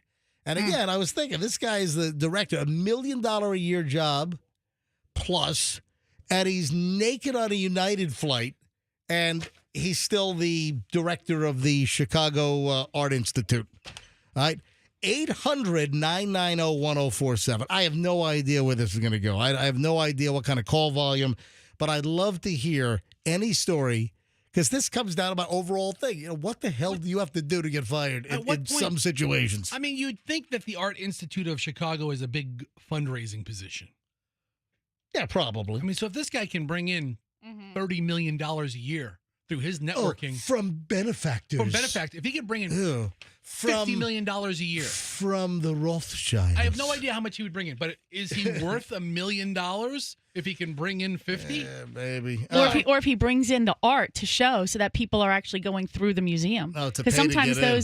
sometimes those the wheeling and dealing, competing with other museums to get certain exhibits in. Yeah. Get the hot stuff in, right? To make people want to line up and buy tickets to come to your Institute of Art, right? Because sometimes those pieces of art are on loan from a private person, a private collector, but oftentimes they're on what do you call, like trade or loan from another museum. Like, let's say he gets Whistler's mother or something, right? You're like, ooh, let's go see Whistler's mother. Isn't that a piece of art? Yeah. Michelle's looking at me like I've never heard of that one. Hold on, you never heard of Whistler's mother? No. Did you never play the board game Masterpiece when you were a kid? No. Really? Oh, it was an art. I don't think it was a very successful game for 9-year-olds. But no, there was a board game that I had when I was a kid called Masterpiece, and it was about the world of trading fine art. Why would somebody make that a game? It was a game. Look it up. I'm sure it's for sale on eBay. The game's called Masterpiece. Go ahead and buy it and we'll play it. No, thank you. I don't think it was very big. I don't think it was very big with 10-year-olds. Play-Doh or play an art game. All right, let's go. All right, 800-990-1047. Yeah, that's Whistler's mother right there. The old lady in the chair. I've never even seen this one. Michelle, that is a famous freaking painting. But let's say I thought you were cultured. Looks like my Nana sitting next to watching TV or something. But if he could get this at the Art Institute of Chicago and you guys went and paid the $75 ticket fare to go. All right, so what does it take to get fired? If you've got any stories about something really bad that happened at work and you did not get fired, or you know somebody that did something really, really bad and still kept their job, let me grab Marilyn in West Chase. Marilyn, you're on the MJ Morning Show on Q105, 104.7 FM. Hello. Good morning, guys. Yes. The worst thing that I did when I was a general manager in Tennessee for Burger King is I got into a knockdown, drag-out fist fight with one of my managers, and I didn't get fired, and I tore her all over that store. And you said this happened in Tennessee? Tennessee, yeah. I was a general manager up there for 15 years before I came down here. And you beat the snot out of another employee and you didn't get fired? No, there was a history between us, and I jacked her up on the lobby doors, and it was on from there. I jacked her up on the lobby doors. I mean, if you ever get into a fight at a fast food place, don't underestimate the power of the door handles. I mean, you could really smash somebody's face in. Oh, yeah. Those are usually no, I got her on the back. I got her by the throat, and it was on from there. I love you, Marilyn. And I love you too, Fester. It happened, and, I managed to keep my job. Very good. Don't know how. Unbelievable. Marilyn, the Burger King manager, jacked up another employee, smashed their face up on the door at Burger King, bloodied her face, bloodied her nose. She kept her job, and she rules. Exactly. That worked out really well. Thank you, Marilyn. Have a nice day. I wasn't sure you were going to pull that one off, but you did. What? I wasn't sure how that was going to end, but You were on. Well, listen, give me 10 minutes. I'll make it even better. Let me sit down with a pad and a pen. Give me a scratch pad, and I can come up with a couple let me lines. come up with. How about Anonymous in Largo?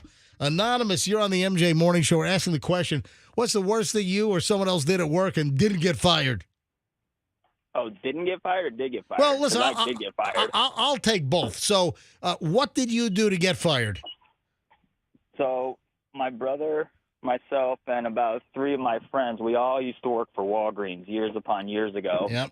And my brother, who was an assistant manager, he came up with this brilliant idea to take receipts that customers would leave on the floor, go to other stores, and grab items on said receipt and then return them without even purchasing them at the other store, getting money for them. Oh, that's like a Fester scam. That's a good scam. Holy crap. We were younger and dumber at the time. Yeah. How did you finally get caught? What was the way they busted you? One of the people who was involved, he ended up stealing, instead of small things like $15, $20 items, this guy was taking trunk loads of vitamins from the shelves. Oh, geez. Yeah. So really raised they the flagged it. Yeah, red and flag. Yeah. Eventually, they caught all of us and they fired us. And the worst part was they make you work the whole damn day before they fire you at the very end of the day. Gotcha. All right. Thank you, Anonymous. Have a nice day. Ted in Palmetto. Ted, you're on the MJ Morning Show. Which side do you have? You did something and didn't get fired, or you did get fired? No, I didn't get fired. I was surprised. What happened? Well, I'm a heavy equipment operator, got hired in a brand new company. First day on the job, we're working on a Saturday. And they put me in this old loader, and it's making a real weird noise. So I call the guy up, and I'm like, hey, this thing's making a weird noise. He goes, oh, it's old. Just drive it till the wheels fall off. Like 2 minutes later, the wheel fell off. I'm like, oh, my God, the wheel fell off. I call him up. I'm like, hey, the wheel fell off. He's like, no way. I'm like, yeah. He drives out. He looks at it. He goes, get in the truck. We went for breakfast, and it never happened. Yeah, but they fixed it, and everything was great. Yeah, but I thought for sure I'm fired. No, he told you drive it till the wheels came off, and they came off 5 minutes later. Yeah, sounds like you're in the clear, Ted. There you go. You're good to go. I'm all good. All good. All right. Let me grab one more. Josh up in Homosassa apparently did something and did not get fired. Hello, Josh. What was it? Good morning. Hey. Putting the wrong death date, sandblasting the wrong death date into a headstone that cost about $5,000. Yep. Oh, you had so you worked at a monument company or engraving? Correct, and burying bodies. So. Wow. So what mistake did you make? What was the death date, and then what did you accidentally put on it? The death date was, I believe, 1930. Sorry. No, that would maybe the birthday. What was the? What? Yeah. 2021. Yep. Was the death date. Yep. And I accidentally put the neighboring headstone's birth date. So it made no sense at all. Absolutely not. It's not like he was All right, so hold on. So what were the numbers? So the birth date was like the 30s? Right. So correct. And so if I put another birth date on a headstone, on a new headstone with going in, being installed, those numbers got mixed up. Do you know what you actually engraved? What was the death date that you put on there? I cannot remember. Yeah, so it's like however, one dead guy was born in 37, and the other dead guy was born in 41, and Right. he had 37 to 41. 41, something like that, right? Right, right. So $5,000 mistake? Right. However, I did get fired for there was a job to dig up grandma and the mother, and then put the daughter in the middle. So we need to move these vaults in the ground a couple inches over. I did get fired for digging up the wrong person. Well, I can think of worse things to do with digging up people, but I won't even get into that. Josh, it sounds like you have the exact personality to make tombstones. Josh, what do you do now, Josh? What is your current occupation? I have a home improvement company. There you go. Nonprofit All right, up here. from dead bodies to home improvement. All right, Josh, thank you for calling in, buddy. He does brick wall All right, work. have a great day, guys. You too. Yeah, I mean, MJ, the worst thing I've ever done for a non-radio job had to have been when I worked at Sam's Club and the tire flew off the car. Yeah, this is a well-known story. You've told it many times. Fester, well, you were transferred because you hit a sprinkler with the forklift and you flooded a whole section of the store because you busted a sprinkler. Like the summer after I graduated high school, Sam's Club made the worst decision they ever made, and they hired me as an employee. And I was the worst employee. I'm the worst employee of any job I have. I'm the worst employee here. Who's worse than me? Nobody. Fester has survived since 1996 with me. Yeah, Unbelievably. But I'm the worst employee. Yeah. All right. So Fester hits a sprinkler line at Sam's Club and floods the place. They thought it was a good idea to make me forklift certified. All right. So idiots. Then they decide, you know what? We're going to move you to the tire department. That's where they put all the reject kids back then. And that makes sense. Then Fester did not tighten the lug nuts on a customer's car, and she's out on what? On Park Boulevard. On Park Boulevard, makes a turn, and the front right tire flies off the car. Rolled like 6 blocks. And all that tension behind it. But finally, you did get fired for that one. They let you go. It happened at the end of the day. Yeah. Hey, don't come in tomorrow. They fired me. Let me grab one more. Howard in Tampa. Howard, what did you do and did not get fired? First off, I cussed the owner of the company's son out, who was my boss. Right. Didn't get fired. Then about a month later, I cussed the general manager out of the company I work for and stayed there 20 years. All right. Look at you. An occasional cursing out is just emotions running high. It means you're passionate about your job. Or they had to keep him because it was so tough to fill the position. I mean, I've cursed you out, what, 1 billion times? Oh, easily. And he's still here since 1996. I mean, 6 times today already. Thank you, Howard. All right, I want to talk about, first of all, Dennis Phillips will join us at 8:30. All right. So Dennis Phillips, ABC Action News, chief meteorologist, Mr. Suspenders. Dennis was supposed to be with us yesterday morning at 8:30 to talk about the beginning of hurricane season.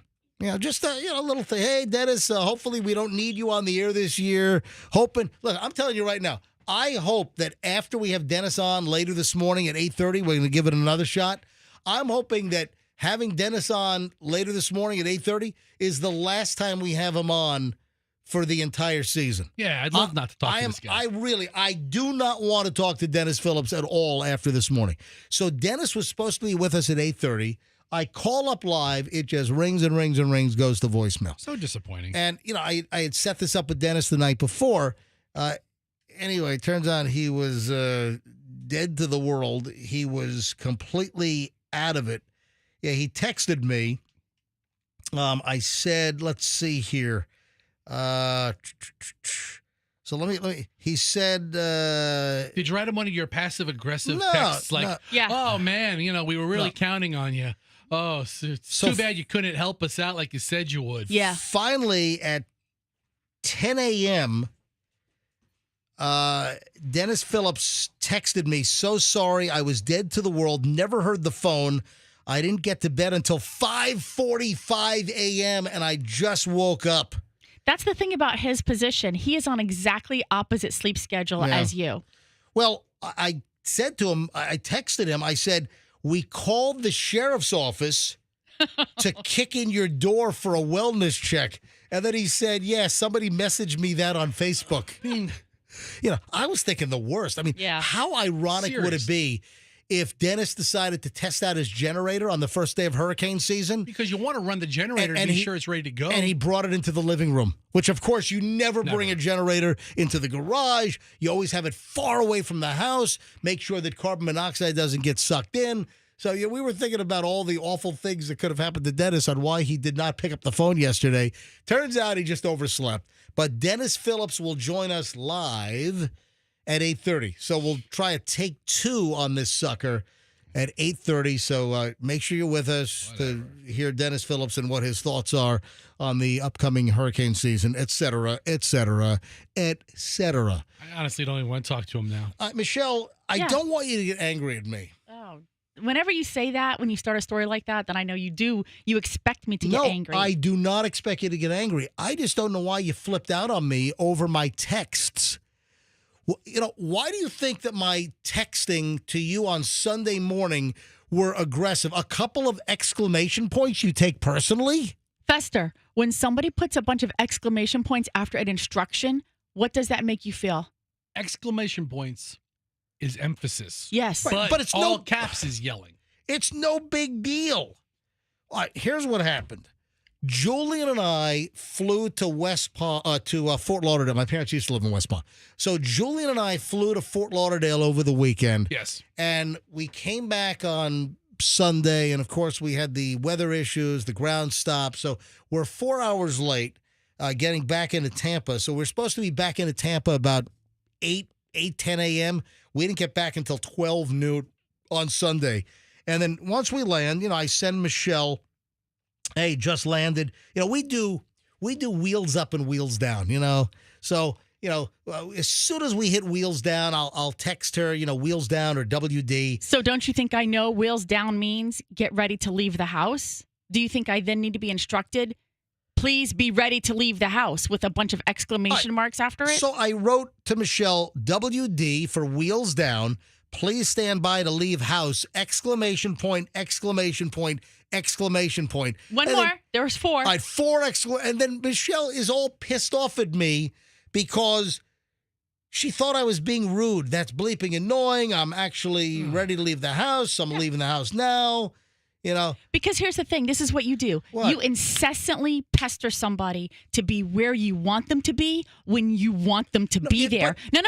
Even the kids will vouch for this. You will literally tell me as you're like taking off from somewhere, please don't make me wait at the airport. And then you stand out there like a maniac flagging me down in the middle of the traffic area where people are getting picked up. And it's like, dude, could you express any more impatience with this process? We're just, but here's the thing.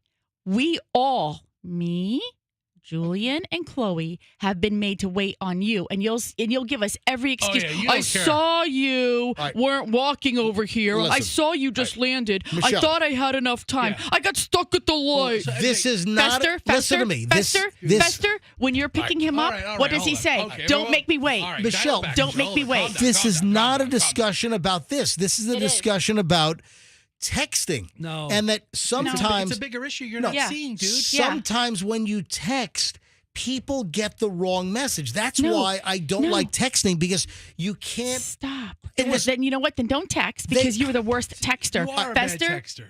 Michelle, those were playful exclamation points. Is an exclamation point playful unless you're saying, come over and do me right now? Yeah, I mean, you should have put a couple of, if you wanted to be playful, you should be like, pick me up now, eggplant, eggplant, eggplant. Yeah. And she'd be like, let's go. If you would have put like 2 eggplants and like a peach, she would have been like, hello. I don't know why you took such offense to, hey, leave the house now, exclamation point ×4. I don't know why that triggered you. Because you don't understand how scorned everybody else in your inner circle is by the fact that you have a double standard. Yeah. By your ability to wait for people on stuff is 0. Mm-hmm. And your ability to expect people to wait for you is 100. Yeah.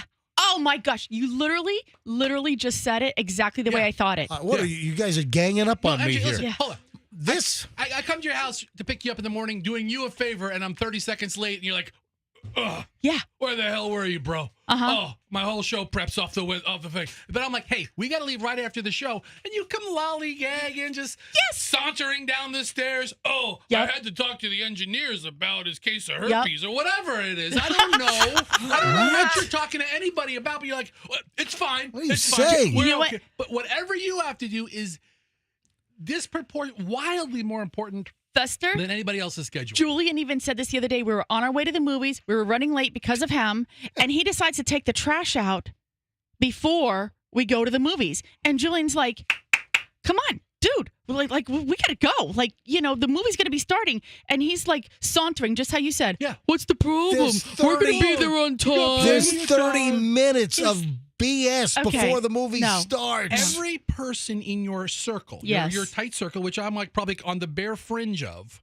is scorned and has trauma of you and your clock regulation. I induce trauma. Is that what you're saying? Over the course of years, I mean, Chloe's going to be in therapy sooner than later. Listen, this is a discussion about text messages. But your text was just a trigger. How people take texting and inflection and tone the wrong way. No. That's why texting is evil. Yeah, no, and you, like, I think Fester and I have a measure of, we understand how to text so that it hopefully resonates with how we mean it. But you are such a direct and instructive speaker to people that when you text, it really, really is just off-putting.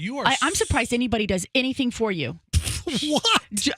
All three of us have been like, you know what, we're going to take your phone away, and when you want to text or email someone, you will dictate to us what it is you want, and then we will like adjust it so that it's nice and pleasantry and invites the person to do the very thing you are asking them to do. Correct, Fester? This happens all the time, that people take texting tone the wrong way, and it's all in the way that somebody reads it to themselves. And the sender might have a completely different tone and inflection and intent, but the person that receives it is like interpreting and reading the text in the worst case scenario, you know? But I think in your case, the way they receive it is actually the way you mean it, because that's how you text. And I remember this, like back in the olden days, we'll say, right? Before we had text and email, and how you would talk to people and interact, and people would laugh it off and be like, that's just MJ being MJ. But guess what? It's not. I'm moving along. All right, fine. Of course you are. I'm moving along. I'm moving along. All right, I have a great idea. Okay, what's that? I have an awesome idea. I saw a news story yesterday how the zoo at Lowry Park. Yeah. Zoo Tampa. Yeah. Yeah. They don't go by Lowry Park anymore. I still call it the Lowry Park Zoo, but Zoo Tampa. Yes. I had a great idea. I see this story that they have a painting with orangutans program. Oh. Just bear with me here. I like it already. Ages 5 and up can paint with Goyang, a 25-year-old Borneo orangutan. Painting with orangutans is a new guest experience at Zoo Tampa. Ages 5 and up can share a painting with Goyang, right? I saw this story. What does it cost? Tickets start at $100. Okay, that sounds so like if you want to paint the painting with an orangutan, Zoo Tampa, Lowry Park, new guest experience, painting with orangutans. All right, you started laughing. Yes. All right, so 5 and up, tickets start at $100 plus. That includes park admission. So $100 includes your park admission, and you get to keep your painting. Your painting partner is Goyang, this 25-year-old Borneo orangutan. So if you're a member of the zoo, it's $100. If you're a non-member, it's $140. Okay, all right. So become a member. Yeah, right, absolutely. So why were you laughing when I said that there's this new program where you can paint with an orangutan? Why did you laugh? Okay, so there's multiple things that instantly popped into my head. All right, let me see if what popped into your head is what I have in mind here. One, we fully support Zoo Tampa and their efforts. We should buy a ticket, except we dress in a gorilla outfit. No. And we try to throw the gorilla up. No. All right, two. That's not it. While we still fully support Zoo Tampa and their efforts, we want to save people money. Right. And for $35, you can paint with me. That's it. That's it. Yeah. We'll set up like an easel, a couple of easel and 10 by 10 tents. I want to sell $100 tickets. Painting with Fester. That's what I want to do. I mean, we got to give a discount. It can't be $100. We'll put you in a gorilla suit. Oh, my gosh. $100. Who would pay $100 to paint with Fester? 5 years old and up, and you get to keep your painting. You get to keep it. We don't want the painting. Painting with Fester. Man, is that great? I thought it was a great idea. I got Hudson here. Hudson, you can be my little chimp. Yay! MJ, we can't get $100 a ticket. We could probably get more than $100 a ticket, dude. We could get. I think we have to undercut Zoo Tampa. I mean, seriously, it's got to be a discount. Maybe we could put a Groupon out there or something. I don't know, like $50. I think we have to undercut Zoo Tampa. Painting with Fester. Oh my gosh! Have you seen the video of how the orangutan paints? Yes. MJ, I will tell you. This sounds like an awesome experience. Both the What? Zoo Tampa one Or painting with and the Fester. painting with. And then they can. Then for like the full experience, I could throw poop and stuff. That'll be great. Fester flings poop. Nobody's gonna eat the poop. What did he just say? What'd you say? He could eat the poop. No, he can't. Stop. We don't eat the poop. What's happening in your house? I'll eat a banana. Stop it. All right, just sit down. Thanks for nothing, Hud. Holy crap. Oh, man. Yeah, literally. All right, so 2 ideas. Of course, I think the one with me and the gorilla suit's a much better one. All right, next here on the MJ Morning Show. What are men doing? What is the gold digger test? Have you heard of this? Men are using tactics. And one is the gold digger test on a date. So, and this is from the that Reddit subgroup, the AITA, which I love. I cruise that several times a week. That's the AITA. It's Am I the A-hole? And that's where you spell out a scenario, you tell the story, and then you ask the question, hey, am I in the right or am I in the wrong here? And essentially it's am I the bleep hole? So that's the question. So this is posted, and a woman who is on the dating scene, a single woman, has recounted an experience that she was recently on a date, 29-year-old woman, set up by a mutual friend. She thought the date was going pretty well. At the end of the date, the $100 check comes at the restaurant. And the guy decided to see if she was a gold digger. And this was unknown to her. She didn't know what was actually happening here. So the guy hands the check over to her, expecting her to pay the bill.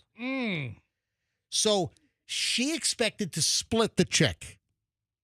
And that seems to be happening more and more where, first dates, some guys will be chivalrous and they'll pick up the whole tab, but it's not uncommon these days on dates for the two parties to actually split the check. First date, let's get to know each other, no pressure, we'll split it. This 29-year-old woman, she wrote on this Reddit post that she had every intention and was prepared to split the check.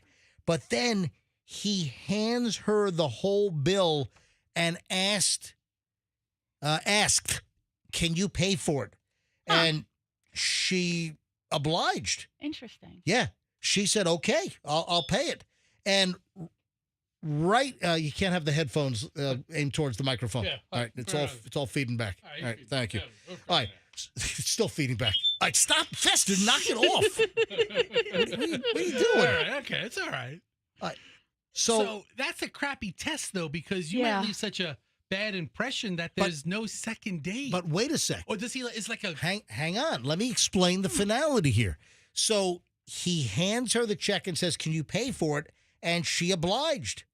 And before she could actually pay for it, he said, "Congratulations, you passed the test. Oh, you are not a gold digger." Oh, I don't like that. That's the story. That's where this ends up. It's like you win a prize. It's like you're on a game show, like you're on a reality show. No, thank you. You know what it's like? It's like Willy Wonka. Yeah. It's at the end. Where Charlie comes back and, Charlie hands Willy Wonka, he hands back the everlasting gobstopper. You win nothing. Good day, sir. Good day, sir. Exactly. I love that. Because, they went into the elevator. Remember, they were inhaling the carbon dioxide and they were floating and burping and we had to scrub the entire elevator. You win nothing. And then Charlie goes back after getting totally berated and dressed down by Willy Wonka and then hands the everlasting gobstopper back. I never saw that movie. You what? You've never seen Willy Wonka? Are you really? Yeah. Oh, now you're going to tell me you never seen The Wizard of Oz, too, right? No, I've seen The Wizard of Oz a lot of times. All right. But that's what it's like. It's a test similar to that. Yeah, I don't like it. Why not? I don't think that's a good a good way to start out the relationship. I mean, it's not a sincere way. Yeah. There'll be a test after our meal. So then everything after that, the person's going to always be wondering, like, is this a test? Like, if she sleeps with him the next time, like, oh, you lost because you're too easy. Hey, a lot of people seem to like this. It has a lot of views. Did you see my latest Instagram posting, Fester? No. You did not? Oh, you got to bring this up. I actually unfollowed you. You know what? I did get a guy that I did get a. Listen, I didn't. I seriously, after I posted this video, most of the comments are, loved it, funny, blah blah blah. One guy did respond, unfollowed. So I guess at least one person did not like this. The last video I posted on my Instagram. So I've got a whole series of things I posted. I've got 3 or 4 great things in just the last couple of days. So if you don't follow me on Instagram, you should. Certified MJ Radio. If you don't like my stuff, then unfollow me. But if you don't follow, give it a follow, give it a whirl. On Instagram, I'm Certified MJ Radio. Last night, I posted this. Actually, yesterday afternoon. I have Julian grab my camera phone, roll video. Really disappointed. I like plums. I like peaches. I love fruit. I'm a vegetable nut. I'm a fruit nut. I could easily be a vegetarian if I wanted to, but I don't because I do love a 2-inch thick USDA prime ribeye with perfect marbling and, nice char, nice sear, cooked medium rare. So I'm not going to be a vegetarian, but I could be. So I'm at Costco recently. This is last weekend, not this last weekend, it was the weekend before. And I bought this bag of plums. All right. $5.89, whole bag of plums. It must have been, 20 plums in there. That's $5.89. a lot of plums. It's a whole lot of plums. Delicious under the sunshine of South Africa. So these were imported from South Africa. I felt the bag. They were nice and firm on the outside. I get these things home and I take a bite and they are awful. They are flavorless. There is zero taste. It's like I thought maybe my taste buds broke. I'm like, what's going on here? I had to go taste something else to make sure that I could still taste stuff. I mean, there was no taste whatsoever. Then I bit in and it was kind of mushy in the middle, but it didn't feel mushy from the outside. And then they were kind of brownish inside instead of it being kind of the yellowy, orangey kind of. So you got a bad bag. All of them? So the whole lot of them are bad. It sounds like they got some sucky plum trees in South Africa is what it sounds like. So I bought these last week. They've been sitting in the fridge. And, I said, you know what? I got to shoot a video. So I posted a video yesterday. Go ahead and refresh this. All right, hold on. And I'm not going to play the whole thing, but there's a surprise that comes. All right, hit this. Go. Hey, it's MJ from the MJ Morning Show on Q105 Tampa Bay. That's 104.7 FM. Thanks for listening. We've talked about Costco and Sam's Club and the wholesale clubs over the years on how they'll take back anything, like TV sets with no box. People have brought back items after years with no receipt. Well, I have my Costco receipt, and I have this product here. These are grown in South Africa plums, and they suck.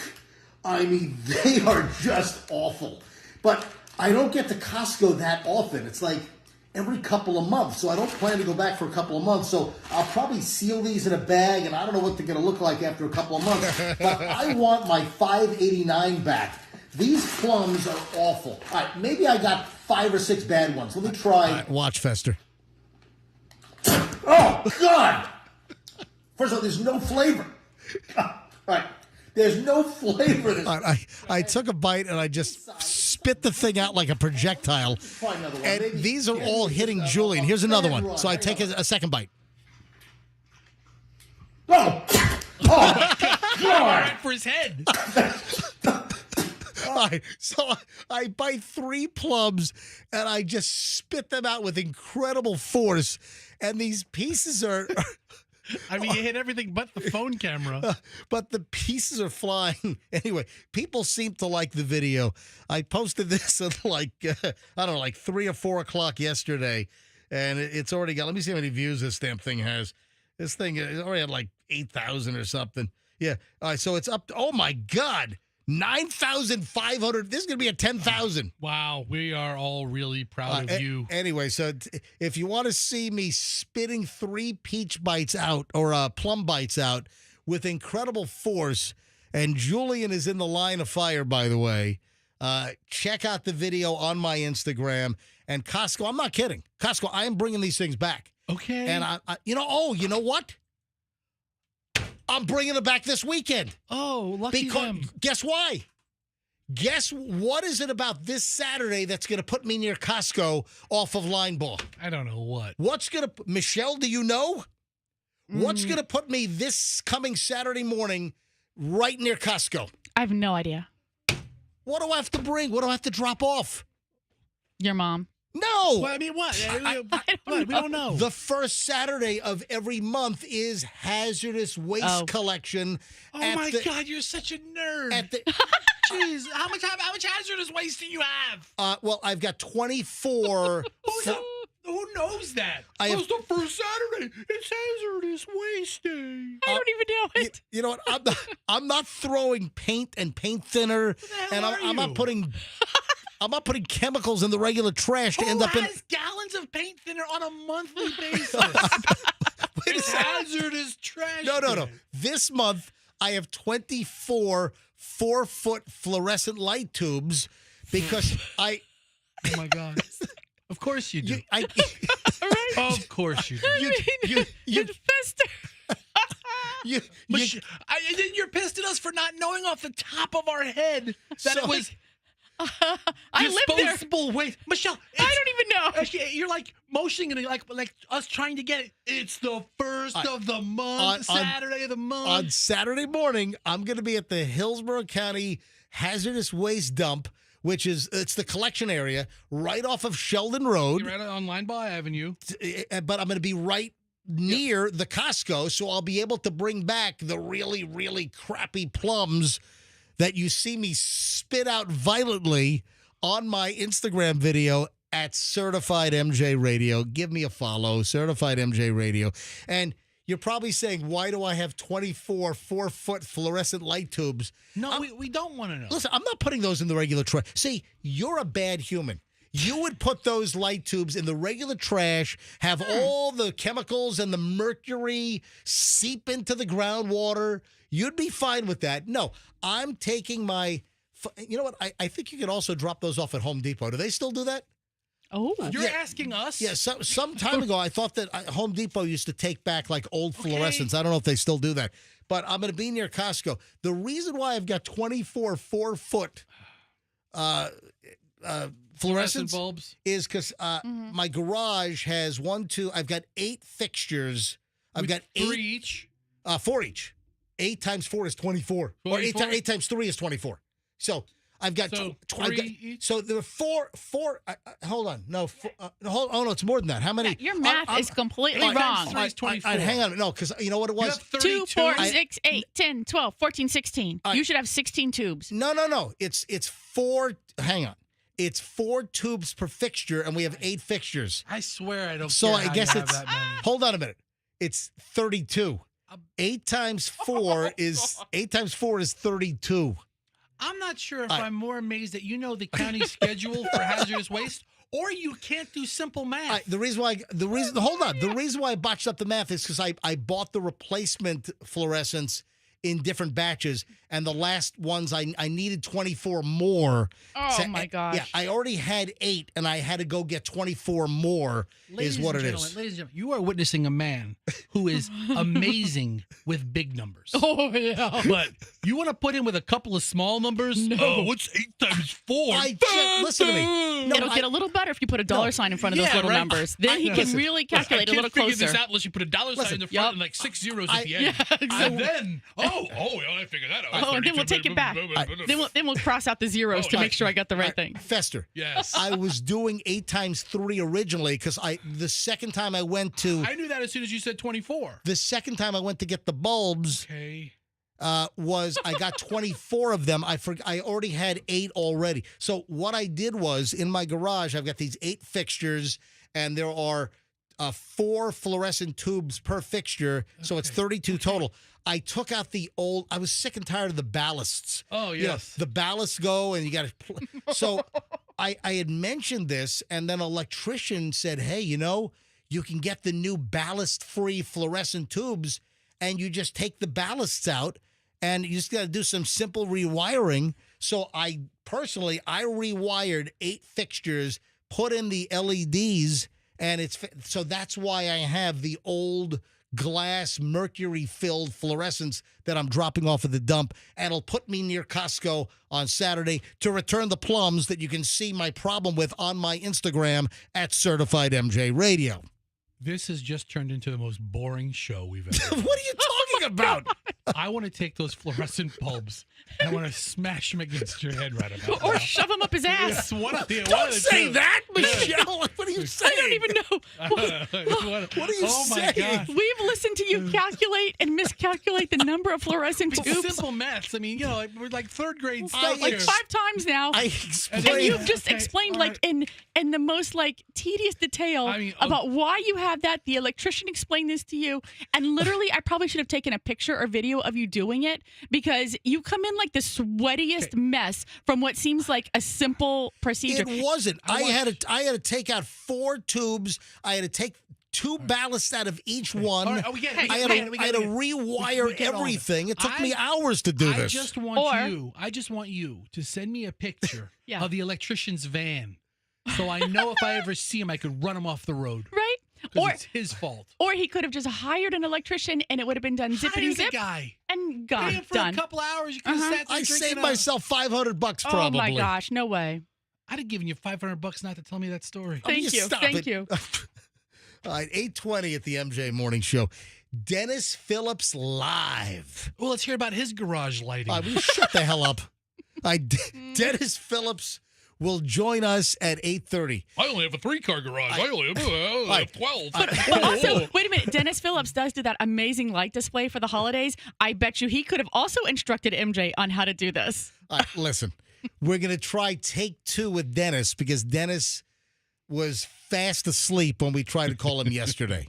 So take 2 with Dennis Phillips, because hurricane season started on Sunday, and yesterday being Monday was our first day back on the air with the start of hurricane season. So Dennis Phillips live, the second attempt to get him on will happen in 9 minutes at 8:30 here on the MJ Morning Show. So stand by. Hopefully he will pick up this time. I mentioned this a while ago, and I don't know, we just got lost in the soup, and I'm sorry for the delay, but I think I brought this up beginning in the 6 o'clock hour, and I just haven't gotten to it yet. It's how many days a month the average person is tired, has headaches, and deals with tummy issues. So I saw this, and I'm like, this is kind of interesting. People that have stomach aches, or they're tired, or they have headaches, how many times a month? And here are the numbers. So this is a new survey. It's done by Talker Research. We've mentioned them in the past. It was done for Doctors Best, so some company that wants to get press and publicity with a press release because, we've got a new survey. They revealed that only 28% of us feel completely healthy, 72% living in chronic discomfort? Are you kidding me? What? Only 28% of people feel completely healthy, 72% have some kind of chronic discomfort? So here's the deal. Here's the breakout. Respondents say they feel tired 12.9 days out of the month. Experience mood changes 10.1 days out of the month.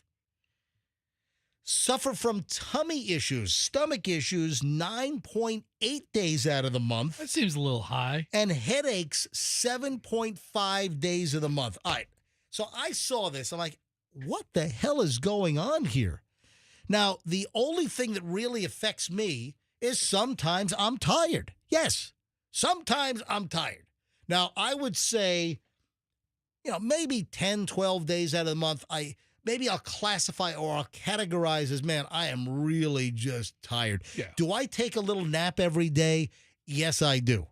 And it refreshes me because, people think, oh, you got an easy job. You're on the air for 4 hours. You just do 6 to 10 a.m. and you're done. Folks, I prep at home more than twice the length of this show later during the day. Yeah, take that, people. I am prepping at least 8 hours a day, doing research, finding things, making notes. Occasionally you're tired. We get it. So occasionally I'm tired. But the other things on the list, and I'm not saying... Oh, you've got tummy trouble like 3 times a day. No, I don't. Will you stop it? The other 2 things I just don't have issues with. Okay, tummy trouble is awfully vague. Yeah. Because when you say tummy trouble, I'm thinking, No, I don't think it's the normal, hey, you got to go to the bathroom. The squirts. But, yeah, thank you, Michelle. That's when you say tummy trouble, I think you have to, pray to the porcelain princess. I don't no, that's when you throw up. Well, either way, that's a tummy trouble. I mean, all right, but I think of tummy, all right. So, tummy troubles and headaches, I don't have either. I mean, I go for a year sometimes without a headache. I mean, Michelle, how infrequently do I get a headache? Very infrequently. I'm surprised, but I've known other people where they are completely incapacitated by their... And I feel awful. And listen, I'm not saying I'm some kind of a superhero over here. I'm not. Because you get tired. But the only thing, on the list is, I will get tired, but I don't have the tummy issues and I don't have headaches.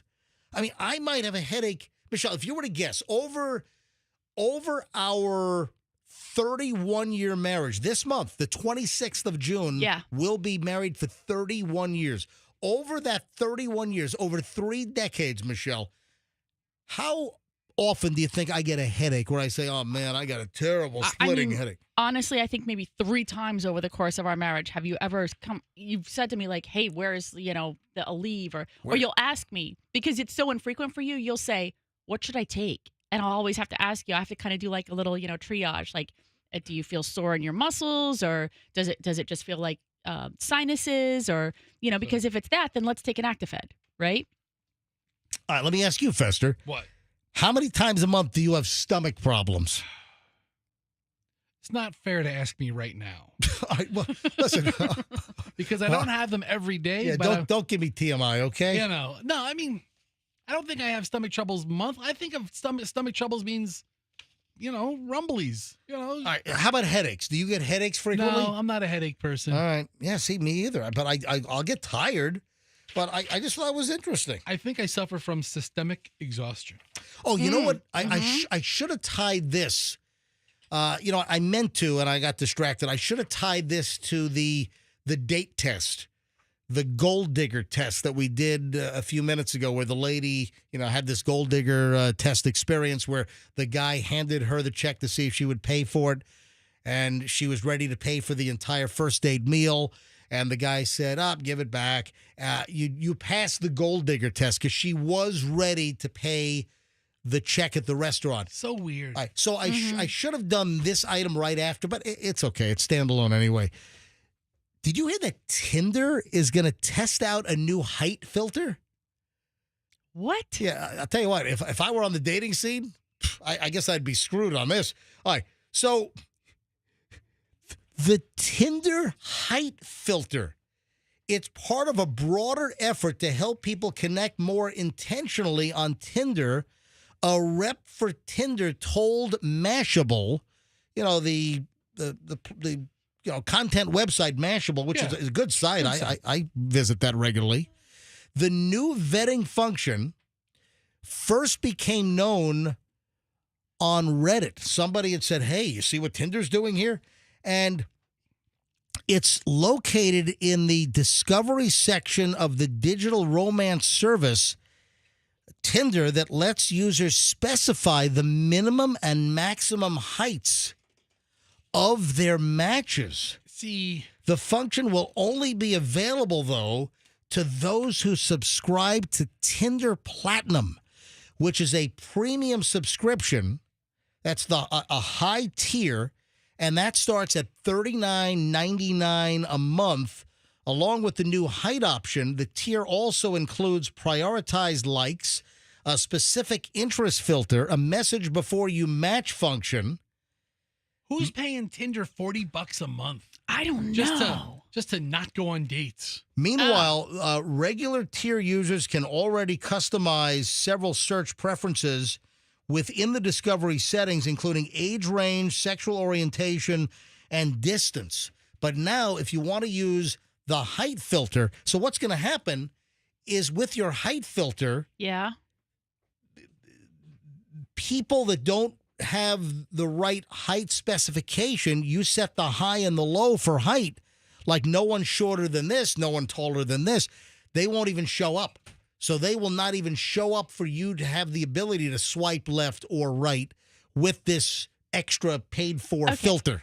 Never being one of these platform users, I'm just kind of confused because it seems to me like that's something that would have already been there. Like, I mean, don't you kind of already know? We've known for years whether you kind of like this height or this height. It seems to me like that would be something. But it wasn't a qualifying filter. It might be something that's what I'm somebody saying. offers in their description of themselves. But why wasn't it already in there? Because I mean, I don't know if there are other filters. I've never used this before. I just said there are certain filters. You can set a filter for age, so you don't have an 83-year-old guy show up if you're a 30-year-old woman swiping. Are all these filters just like new? Yeah. Like suddenly Tinder's figured out that, hey, guess what? You might want to date somebody only between 5'5" and 6 foot, and not somebody who's, you know, a midget or a dwarf. I don't understand it. Or are they going to wait filters next? I only want to date somebody. Maybe so. Maybe so. I mean, why not just put I only want to date somebody with a six-pack?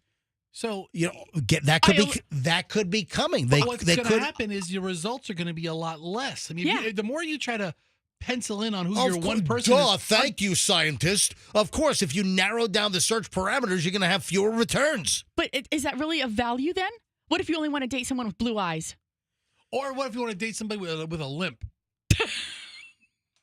I want to date somebody with 11 toes. Yeah. Yeah. I mean, one guy from the Dominican Republic has 11 toes, and he keeps popping up again and again. I've seen this guy. So before we call Dennis Phillips, Michelle. Yeah. So you're taller than me. Yeah. You know, what are you, 5'8", 5'9", or whatever you? What was your maximum height? 5'10". No, you were not 5'10". 5'7". No, you were tall. I think you were taller than 5'7". 5'7" and a half. Sue me. 5'7" and 3/4. I think you've maybe shrunk a little bit. I think you were a little taller when I first met you. I'm old lady shrinking. All right. So you didn't filter me out. I was shorter than you. Yeah. So why didn't you on Tinder? If I were on Tinder and somebody's got the platinum premium service and they could filter me out, I won't even pop up. So why did you not filter me out when we met 37 years ago for being shorter than you? I don't know. You attacked me? I don't know. You held her hostage, and it was Stockholm syndrome, right? Right, You exactly. sympathized with your captor. Yeah. It wasn't a disqualifying factor for me. I think when you naturally meet somebody, things that you might in your head think you're looking for goes by the wayside when you realize somebody's actually a really nice guy. Right. So maybe having a filter feature on Tinder, you're actually excluding people that might be really good. You're a shorter guy. Thank you for informing me. I am a fatter guy. You're a fatter guy, exactly. Right. Most women don't say they want a man who weighs more than a baby elephant at time of birth. Most women don't say that. However, a couple of jokes. Make them laugh. Yeah. I think you're missing out. And also, if the whole point of being on Tinder is to go on, I don't want to say as many dates as you can, but to open up your pool of dating, why would you then want to restrict it like that? I think it's counterintuitive. I don't know that that's going to be a beneficial thing for people. Just telling people about the premium new filter if you decide to pay for it on Tinder. I got to call Dennis Phillips now. Let's see if he answers. Let's see if he answers this time. All right, calling Dennis Phillips, Mr. Suspenders, ABC Action News chief meteorologist. Will he pick up? He said he was going to set an alarm today. I said it. And he did set the alarm. Dennis Phillips live. What's going on? Guess what? Yesterday we had Dennis Phillips voicemail. Yeah, I mean, Dennis, you have no idea how close you were to a knock on the door from the sheriff's office. Yesterday we had DPVM, Dennis Phillips voicemail. Live. Got all these messages. Those guys, sheriff's going to come knock on your door because they're doing a wellness check on you. I'm like, you should. Well, actually, a lot of people are like, you don't sleep, do you? I try to actually before hurricane season, but no, I went to bed at 5:45, And at 8:30, I slept right through the alarm. My apologies. Yeah, I saw the message at like 9:45. Yeah, I know. And he's like, yeah, you weren't there when we called. I'm like, oh, man. Yeah. So, yesterday we were trying to figure out what happened to Dennis, and we suggested maybe we need to call the sheriff's office to kick in your door to do a wellness check. And you said people actually mentioned this on your Facebook? All over the place. Yeah. It's great. We should have done I had DPL last night, and everybody, are you okay? I'm like, why? Yeah, well, you didn't pick up at 8:30. I was freaking sleeping, okay? And then, this is really morbid, but we're like, what if Dennis was testing out his generator on the first day of hurricane season in his living room, Yeah, I don't think I would do that. Yeah. And good reminder, good reminder, folks, for we got lots of new people in the area. Yep. And don't use your generator inside your house or your garage. Never. And listen, even during hurricane season, if the power's out, don't even have your generator near a window where the carbon monoxide fumes could be sucked into your house. You keep it away in a well-ventilated area. Anyway, Dennis, I thought it would be a good thing to have you on yesterday, but today's good enough. Sunday, June 1 was the start of hurricane season, and yesterday was our first broadcast day after the start. So, Dennis, we're here. The season's begun. This, I believe, is now the fourth year in a row that we do not have a named storm prior to hurricane season or right at the beginning. Yeah, I mean, there's nothing magical about June 1. Yeah. I mean, it can happen anytime, right? I mean, it's just there was talk 8-9 years ago when we had one after another in May that they were going to move the season to the middle of June. Middle of May. Like started on May 15th. But again, who cares? I mean, does it really? Again, there's not anybody out there up there. They shouldn't be thinking, oh, okay, now it's June 1st. Now we can get a storm. We can get a storm anytime. It has nothing to do with the calendar. And I've been on a rant the last couple of days about the long range posting of the GFS. Trying to predict. Explain this, because you put up a graphic with all the little different colors, and explain the GFS model and what you were ranting about. So, the GFS is the American model, and it is notorious for trying to spin up hurricanes in the 12 to 14-day range, and the problem I have with it, not with the model itself, because that's just a bias, something that we know. So, the meteorologists who are analyzing the data look at that and like, well, we know that's not going to happen the overwhelming majority of the time because that's a bias that model has. The models it's not a person that does it. I'm not slamming a person. It's just a math problem. That's all it is. So the GFS has a problem spinning up storms. And how many, you say? All right, well, last year it predicted 462 named storms from the beginning of hurricane season to Christmas Eve. What? Yeah. 462. We had 18. So anybody who takes those GFS models 12 days out, throws it on social media and says, whoa, we got to watch out. We got to be careful because look at what's going to happen in 12 days. It's Chicken Little syndrome. That's what scares me, because people are going to see that. And that, it shows up on your feed. I mean, that. You'll be scrolling and you'll see all these things that pop up. And eventually they're going to say, well, and we get it all the time anyway. I mean, come on, let's weather people. They're never right anyway. Dennis, the last thing I want to ask you is, hey, what do you think about this season? I'm not going to be like everyone else, and I'm not going to say, hey, what's your prediction? We know that they've predicted 19 named storms. All it takes is one. I think people are on edge, or we're a bit gun shy, because we got whacked with two doozies last year. And really, for the bulk of the Tampa Bay area, those were the biggest events in 3 years? Yeah. I mean, we had this discussion. It was devastating. Helene was storm surge. Milton was more rainfall and wind. So the combination of the two storms, we got all three major impacts that you can get with a hurricane. But the thing that I've been telling people, and it's hard to believe, that 7-foot surge that a lot of folks got with Helene was from a storm that was over 100 miles offshore. Yeah. It did not make landfall in the Bay Area, nowhere close to us. So we got all that water with the storm so far off. Imagine what would happen if it had actually made landfall in our area. And with Milton, you can make the argument, while it was a minimal Cat 3 when it hit, is Siesta Key part of the Bay Area? I don't know. Is it? We had the same discussion, and we had this discussion on the air. In the follow up, I still consider Sarasota part of the Tampa Bay area. That's me. I've been here since 1994, and yes, I consider Sarasota, Bradenton part of the Tampa Bay area because we've had massive listenership, and we still continue to have lots of listeners in Sarasota, Bradenton. I consider them part of the metro. But Sarasota is like the border. Like Venice seems too far. Yeah, I mean, it's I mean, again, it doesn't really matter. I mean, that's just a thing that, like a broad brush. Oh, the Bay Area. When you say, the Bay Area hasn't been hit directly by a major hurricane in 104 years now. I mean, you can make the argument both ways. I mean, I don't disagree with you. Sarasota County is part of our DMA. Siesta Key is in Sarasota County, so, okay, technically it's part of it. But I know there's a lot of people who say Sarasota is not the Tampa Bay area. So, anyway, the point is, you and I were with Milton, we were watching that thing moving in from the south, and you were out getting all your sandbags and worrying that you were going to get a 1-2 punch, after Helene, and that made that landfall in Siesta Key. So we had an offshore flow. All the water moved out of the bay as opposed to moving into the bay. So, we got lucky in terms of surge with Milton. But at the end of the day, like you said, look, I mean, there can be 30 named storms out in the ocean. If they stay out in the ocean, nobody cares and it doesn't bother anybody. So I will tell you, the eastern Atlantic, where a lot of the storms that impact the east part of the U.S., is really chilly right now. The water, relatively speaking, is chilly. Put it that way. It's about a couple of degrees below average temperature-wise. But also we have the Sahara dust.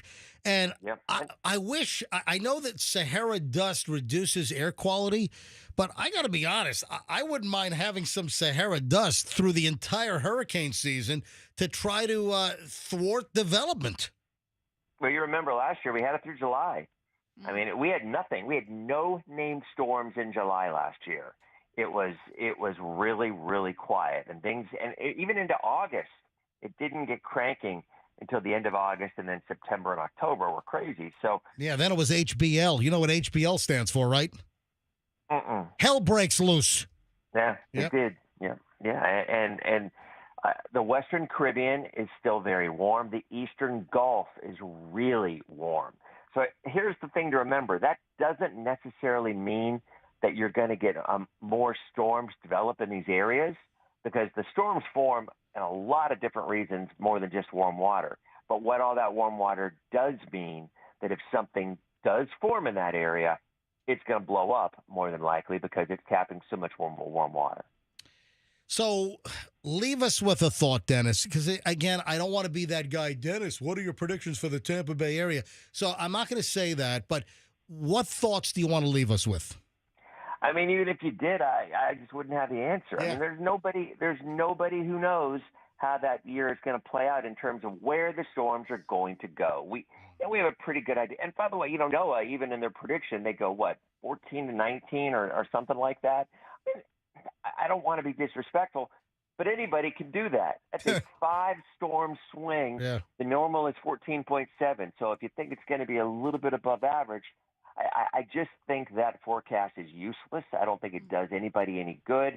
And sometimes I think it gives you either too much stress, and then if you don't get anything, then next year you're not going to prepare, or vice versa. Right. If you think it's going to be a quiet year, then you don't prepare as much as you should. I think at the end of the day, MJ, with the warm water setting up, we're not in an El Nino, we're in more of a neutral phase. I think the Western Caribbean and the Gulf is going to get their share of hurricanes again this year. Yeah. I do. But the Gulf is a big body of water. Maybe it's more Texas or Louisiana this year. But I think anybody who thinks, we had ours last year, so we don't have anything to worry about for another 100 years. I've been hearing that from some people. Yeah, I just don't think that's reality anymore. I don't want this to be political, and if you want to avoid this 100%, please just say, I don't want to answer it. But, you know what you're going to ask me. We've had a lot of government cuts, and we've heard about NOAA and the National Weather Service, being hit. Is that a concern? It isn't to me. I'll tell you why. I mean, if you're looking at the overall forecasting ability to be able to forecast from Sioux Falls to Rapid City to wherever, then, there will be some areas based on the current thinking and the way things have played out that might have some issues with staffing or with data.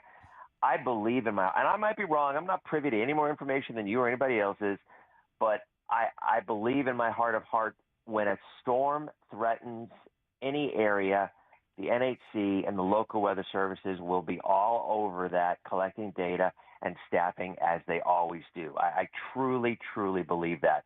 And, it isn't, I don't think it's just wishful thinking. I know how the Mets who work at the Weather Service really take a ton of pride in what they do and in protecting people. And if it means, it's just like local weather teams. If there's a hurricane coming, we work for 50, 60 straight hours because that's what the expectations are, and that's what we do. And I have no doubt the Weather Service will do the exact same thing. Might there be times when it's quiet, where maybe staffing is lower? Maybe that's a thing. But I have no doubt in my mind if a storm's coming, they'll call in everybody, and everybody will be doing what they need to do to get that information out there. I believe that, and I just don't think I'm wrong on that. Dennis Phillips live on the MJ Morning Show. Of course, Dennis Phillips, his whole team at ABC Action News, our news and weather partner here at our Beasley stations, including the MJ Morning Show here on 104.7 FM Q105. Dennis, I'm hoping this is the last time we talk to you for the rest of the year. Yeah, it's not going to be. We both know that. All right. But I'm hoping. Dennis, thank you. I appreciate you coming on, and I'm glad that you were available this morning. Thanks, guys. See you. Have a good one. All right, bye-bye. Go back to bed. All right, Dennis Phillips, who said he did wake up this morning with this morning's alarm. Yesterday he did not. All right. This is a Florida woman. Of course it is. This is terrible. This is awful. I was shocked. I mean, it takes a lot to shock me. Yeah. But this shocked me. I mean, this really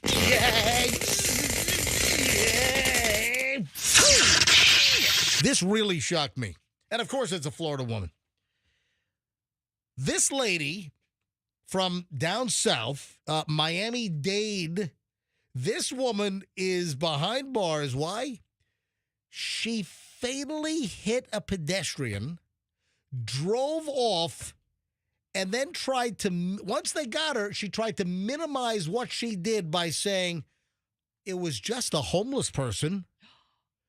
Yeah, Michelle just did a gasp. Oh. Is that unbelievable? Court records show that Ivana Gomez, 32, has been charged with leaving the scene of a crash resulting in death and resisting an officer without violence. She's currently being held in the Miami-Dade County Jail on a $251,000 500 bond. $251,500 bond is the way I should say it. Wow. Probable cause affidavit. She was arrested.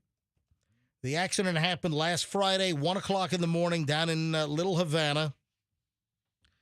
I was recently down in Little Haiti at a great omakase place. When I think about great omakase, I think of Haitians.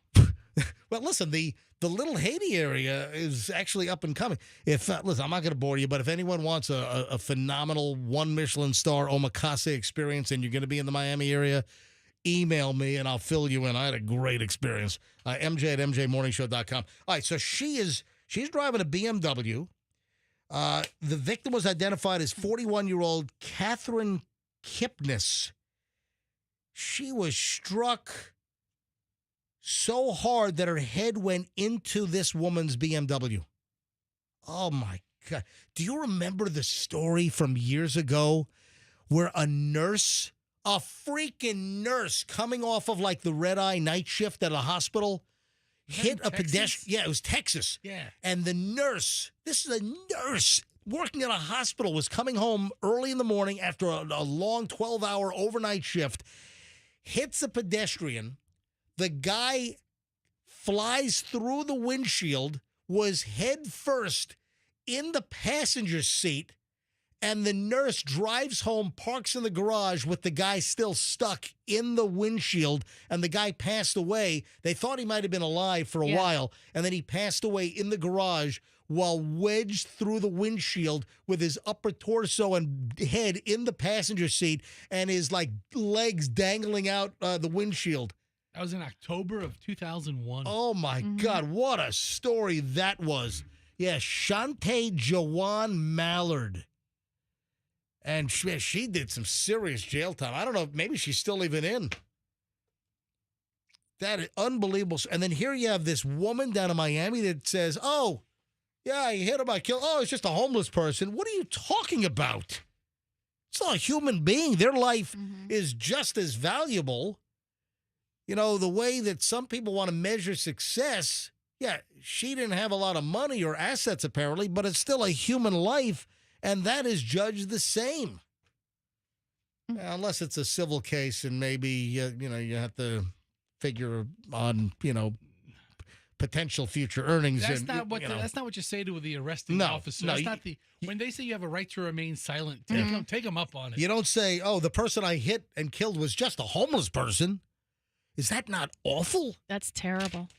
Shantae Mallard, by the way, is still in prison. She'll be eligible for parole in 2027. Wow, so another couple of years. Yep. That's a stretch. A nurse. What a story that was. I don't know why this keeps happening. People are falling for the celebrity scams, the romance scams, or online. We've heard about, what was the one recently? Was it Brad Pitt? There was a Brad Pitt story recently where, of course, it wasn't Brad Pitt, but a celebrity needed money from somebody? Yeah, a woman met Brad Pitt allegedly online playing Words with Friends. And then Brad Pitt needed money. He was having financial problems. And that's a whole different one. There was a Brad Pitt one. There's a Keanu Reeves one. Andrew has just said in my ear, hey, yeah, that was Keanu Reeves. No, You're right. There was a Keanu Reeves one. There was Brad Pitt. The latest now is Owen Wilson. Folks, listen to me. And you know what happens? A lot of times it's, some of the elderly are falling for these things. And you have let's say a mother or father, elderly, 70s, 80s, and they're falling for what they think is this celebrity interaction, and they'll swear up and down, you know what you're talking about. I'm having a conversation with Brad Pitt. I'm having a conversation with Keanu Reeves. They're my new friend or this, or they're my romantic. I'm dating them. I mean, these are some of the crazy stories that happen, and there are major fights between family members that are trying to, walk their loved one off the ledge. Yeah, just have like a little intervention. With one of these romance scams, and they're happening more and more. And now the latest, listen to this. Daughter's desperate plea after mother begins close relationship with fake Owen Wilson. And again, this is another, online deal where a woman went on Reddit and explained that her mother is falling for another scam where she thinks that it's Owen Wilson. And she was on a Reddit subreddit called Scams Group. There's an r/scams group on Reddit. And, of course, Owen Wilson, famous for, Cars, Wedding Crashers, Meet the Fockers, right? Was it Owen Wilson that made the Hoopa? The Hoopa, yeah, whatever. He was the favorite. Yeah. So, does Owen Wilson ever step forward and want to meet this woman and say, listen, we're not in a relationship. I'm the Owen Wilson. I mean, they should, but there's probably so many. It's probably impossible. So listen to this. The woman I'm talking about that thinks she's in a relationship with Owen Wilson, she met him on Yahtzee with friends online. I am not playing the right game. Unfreaking believable. And then she's like, well, listen, Owen sent me all of these photos. And then the daughter's trying to tell Mom, look, all of these photos are available online. Simple searches for Owen Wilson on Google, and you hit photos, images, all of the photos that Owen Wilson is sending you, these are all publicly available images. Okay, so it's Words with Friends, and it's Yahtzee with buddies. Whatever. I just want to Oh, excuse me. If there's any old ladies looking to meet celebrities, I want to be sure they download the right game in the App Store. You're making sure they got it right? Yes. Oh, my God. I bet you there are people listening right now that think they're dealing with a celebrity. Or stories like your mother or your grandmother. Not your mother. You think we should go to phones?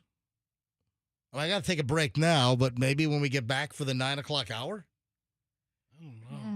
I don't know. No, don't take phones?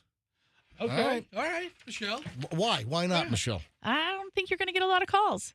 We already did take calls about this a while back. We did have 2 or 3 people call in, and they said that they had to take over their mother's accounts because she was sending money somewhere, like $27,000 or something. All right, so we won't take calls. Yeah, on we it, already but, did it. Heads up. Yeah, because we've talked about various scams like this. We've talked about Brad Pitt. We've talked about Keanu Reeves. And now the latest, this woman thinks she's dating Owen Wilson. All right? Ew. All right, 8:53 at the MJ Morning Show. When we get back, guess who's in trouble, Fester? I mean, is it me? Because otherwise I really don't. No, it's one of your favorite stores. Oh, no. The Dollar Tree? Nope. Keep going. Dollar General? Nope. Is it a dollar related Nope. store? Is it casual mail big and tall? Nope. Nope. It's food related. Come on, dude. Is it Aldi? Yes. Oh. Aldi's in trouble. I'll tell you why. What else? Oh, there's a lot of stuff we got to get to. All right. I'm looking at my pile. Did you hear about the emergency landing? A flight that was headed to St. Pete had a big problem. Yeah, this has not been reported for some reason. How long ago? Yesterday. Okay. Yeah, yesterday afternoon, a flight headed to St. Pete, the PIE, had a technical problem. All right, hold on. That, a whole lot more. Why is Aldi in trouble? And a crap load more next. And, of course, this brings to a close over an hour and 20 minutes of nonstop MJ here on the MJ Morning Show on Q105. So stand by, all that stuff next in our final hour, and we're loaded in minutes here on 104.7 FM. Making that move, don't mess it up. There are so many ways that you can mess up a move. Don't let one of them being, and this is a biggie, hiring the wrong moving company. Just call Two College Brothers, folks. Let me make this simple for you. If you're moving, or do the right thing. If you know somebody that's moving, friend, relative, colleague, coworker, next door neighbor, your kids are moving, tell them about twocollegebrothers.com and that they're highly recommended by the MJ Morning Show. We're here. This is the season, folks.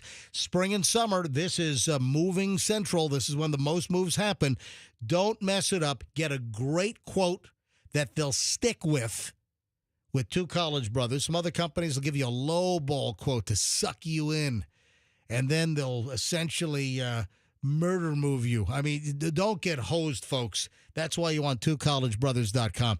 They'll handle all your furniture with care. They'll wrap everything in blankets. Get a great price. Mention me, MJ. They'll give you free moving boxes. For your next move, twocollegebrothers.com, twocollegebrothers.com. Another piece of sage advice when it comes to your money is called the Holland Group Retirement Wealth Advisors. You want a second opinion? When was the last time? So if you have, let's say, an investment plan, you have a retirement strategy, when was the last time you got a second opinion? Are you properly invested? What about your risk tolerance? You know, a lot of people think, oh, yeah, I'm right in the middle, I'm moderate, and then they find out that they are aggressive, or maybe they think they're moderate or leaning toward a little more aggressive, and it turns out that they're puttering in the slow lane. Listen, make sure you get a second opinion. Steve and Elizabeth Holland would love to talk with you, answer all your questions. Let them build you an income plan, an investment income plan to bring the money rolling in every month after you retire.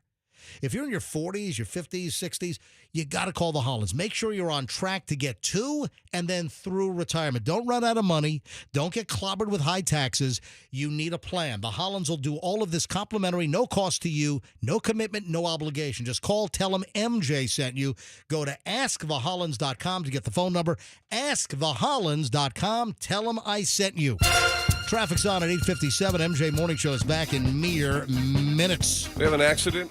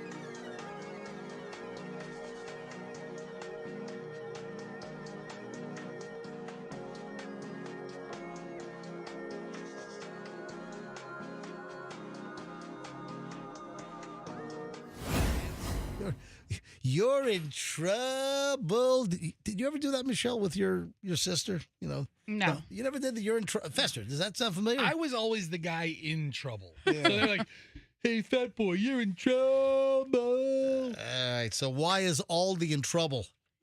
Have you seen the similarity for the Aldi store brands on how they're trying to make their packaging look just like the name brands? So the maker of Oreos is suing Aldi.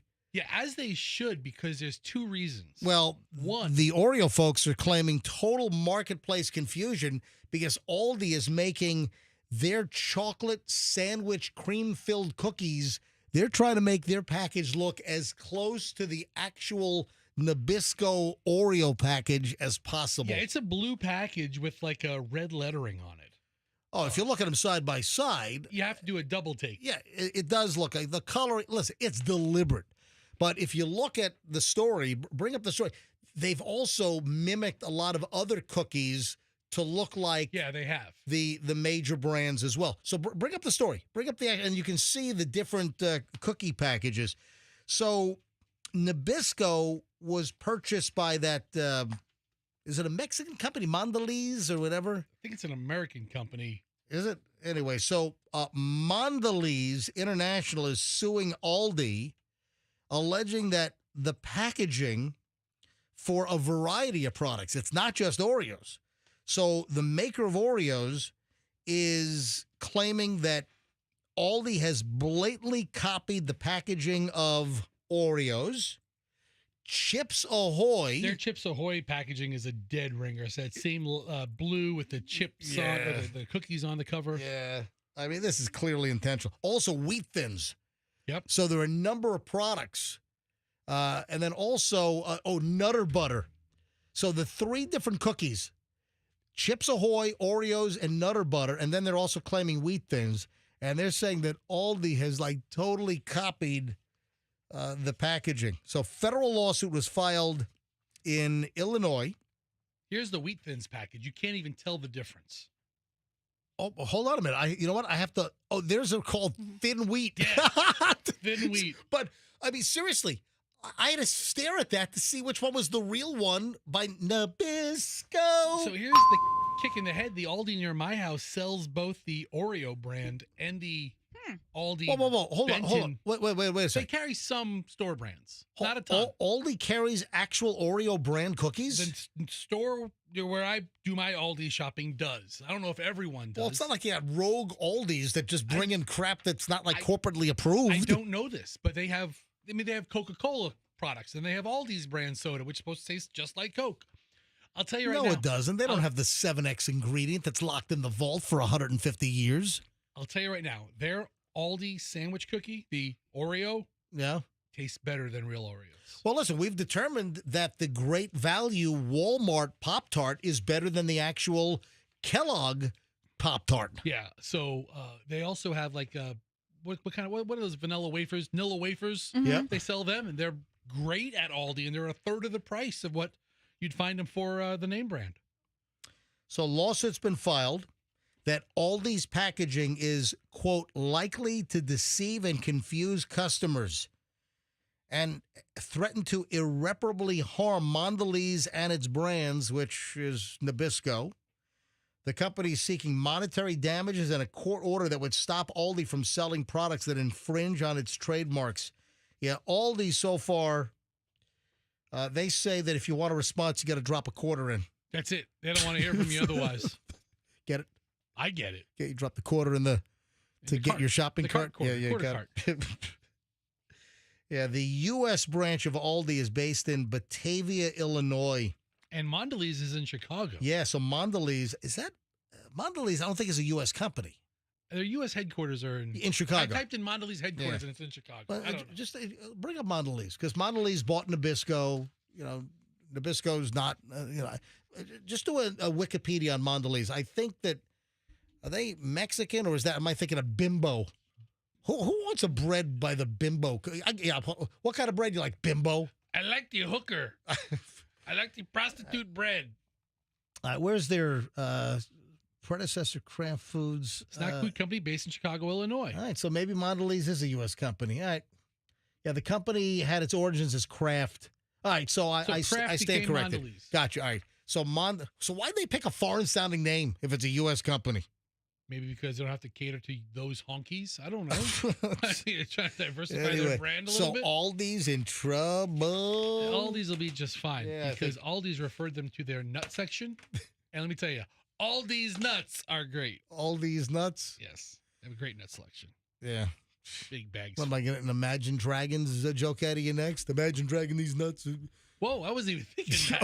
Oh, my God. All right. I was trying to name the name of the place is literally Aldi's, and they have nuts. I don't know if this is taking on any local coverage, because I did not see local coverage on this, but a plane headed to PIE had engine failure, leaving West Virginia. Was it like a commercial? Yes, it was. Yeah, it was Allegiant. Okay, I'm at. Yeah, an Allegiant jet. This was West Virginia. From the Huntington, West Virginia Tri-State Airport. This is yesterday afternoon. They were taking off, and they had engine failure. Shortly after they were taking off, one of the engines failed, and they made an emergency landing. The Allegiant plane left for St. Petersburg's PIE at 2:15 p.m. yesterday, lost an engine, and then landed back at the airport about 15 minutes later. The left engine failed, according to the airport director. I wonder if anyone listening was on that Allegiant flight. Anybody? That's terrible. Anybody coming from West Virginia on Allegiant yesterday when your engine failed? Anyone listening? I'll give it a shot. 800-990-1047. What was that like? Were you on Allegiant? And it was let's see, 100 and something passengers, 140 people. So 2:15 p.m. yesterday, West Virginia to St. Pete. 140 people on board, no injuries, and the flight was delayed until at least 7 p.m. last night as Allegiant needed to bring in a new airplane to replace the broken airplane. And if anyone was on the flight, listen, 140 people out of, tens and tens and tens of thousands listening. I don't know if I'm going to, have someone listening right now, but if you were on the plane, or if you know somebody that was on the flight, maybe you were picking them up at PIE coming back. There are hundreds of people associated with this flight between families and relatives and going to the airport to pick them up and getting the call that the engine crapped out. Yeah, listen, these planes are meant to fly on one engine. They're certified to fly on one engine. They have two, but if you lose an engine, these planes can fly and land. You can even take off. They train that if there's even an engine failure on takeoff, right at a critical point, that these planes can still take off, even if you're past, V1 and you're at the point of no return. They can still take off. So anyone, 800-990-1047. It's kind of a needle in the haystack, but that's the last thing you want to hear, ladies and gentlemen. We lost an engine. We're going back around, Huntington, West Virginia. Ladies and gentlemen, this is your captain speaking. We're going back down to the holler. Now, if you lose both engines, that's not good. That's Miracle on the Hudson, which it doesn't always end with a miracle. We're going to try to land this in the West Virginia Creek. Yeah, in a crick. We got a bunch of Mountain Dew bottles floating in there. Listen, maybe cushion the landing. We're going to land softly on all these bags of meth. And I doubt we're going to get a passenger that was on this flight. flight. Look at me like that, Michelle. West Virginia is like Mesopotamia. It's like a Michelle, listen, that's the cradle of civilization, isn't it? Well, West Virginia is a cradle of meth. But listen, I've always been sensitive to that. I hated like hell when I worked for Scott Shannon. And Scott Shannon, of course, he started the Q Morning Zoo on this very radio station back in, 1979 or something? 78? When did Scott Shannon invent the Morning Zoo here on Q105 Fest? You were a kid. Do you remember? I wasn't living here then. Oh, no, you didn't move until later on? I'm a kid of the Cleveland Wheeler era. Gotcha. It's a good morning. MJ Morning Show. Yeah, see, that did say it's a good morning with the Q Morning Zoo. And, we just, dropped in the MJ. Okay, so the Morning Zoo started here in 81 is when it started. But then by 83 or 84, it was over. Yeah, so Scott Shannon was, worked here. Scott Shannon worked here and then left Tampa to go to New York to go to Z100 in New York. So he left Tampa to start the Z Morning Zoo up on Z100 in New York. And I worked for Scott in Los Angeles at Pirate Radio, and then I worked for Scott. I worked for him in New York at WPLJ. So I worked for Scott for about 4 years or so. And he always used to say to people, "Oh, he's from West Virginia," and that used to piss me off. So I was really, really sensitive that I didn't want to be associated with with West Virginia. I mean, I'm from Virginia. I'm not from West Virginia. Yeah, there's a big difference. Yeah, thanks, Scott. The Z Morning Zoo on Z100. Yeah, thank you very much. It's not like you're confusing a Dakota. You're from South Dakota? Yeah. No, North Dakota. Oh, apologies. That always bothered me. West Virginians and Virginians. I'm told that they can bring in the sloth from the aquarium at any moment. Okay, we're gonna do that right now. Well, we're gonna do it in a few minutes. Okay. Yeah, I just got a couple of things to do. So it's a very busy sloth, by the way. Yeah. The sloth. They're making the rounds. So the Florida Aquarium's coming. We'll tell you about it in a second. Yeah, so the Florida Aquarium is in with a sloth, but apparently we can't touch the sloth. Oh. What happens when you tell me not to touch something? You're touching it. I'm touching it. Well, let's see. Can they hear me? I don't know. No, they can't. Can they? I'm touching your sloth. Apparently, they're not. They're in the building. They're not here yet. But we've been instructed that we can't touch the sloth. Why not? Why can't I touch the sloth? Because they don't want other people who come to the aquarium to think that they can then touch the sloth. We don't want you to set the precedent of sloth petting. Oh, speaking of aviation, guess what the CEO of United Airlines has said? Flights out of Newark this summer will be the cheapest ever. Yeah, because you could die. Yeah. You know what? I mean, honestly, if it could save me $100 a ticket, I might take the chance. Listen to this. United Airlines CEO Scott Kirby said flights out of Newark, New Jersey, out of Liberty International this summer will be the cheapest in the airline's history as the airport recovers from air traffic control outages.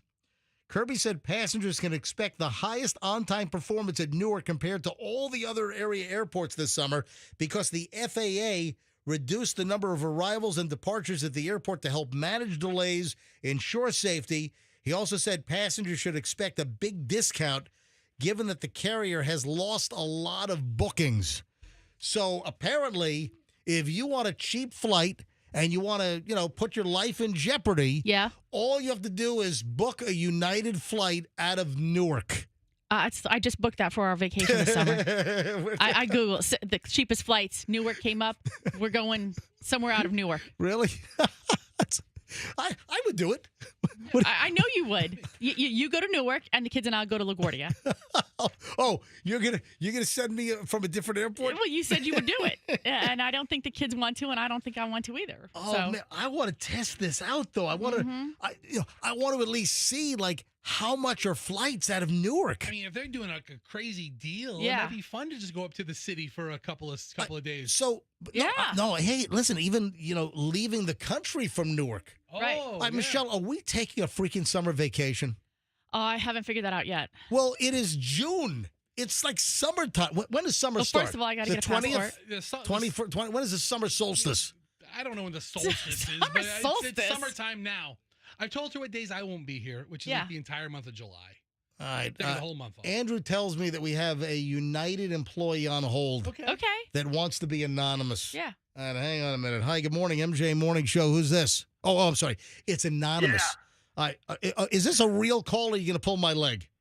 No, I actually do work for United. I just don't want to reveal my name because I don't want good old Scott giving me a phone call. All right, you're talking about the CEO, Scott Kirby. Now, where are you based? Where do you work for United?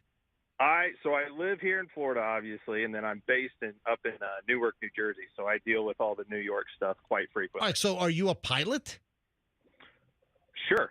Okay, all right. So you live in Tampa, and then you deadhead up to Newark, obviously, to pilot. Whether you're a captain or a first officer. All right. So what are your thoughts on Newark Should I fly in and out of Newark? I mean, listen, you're very qualified. If you're Newark-based, you should have a lot to say about this.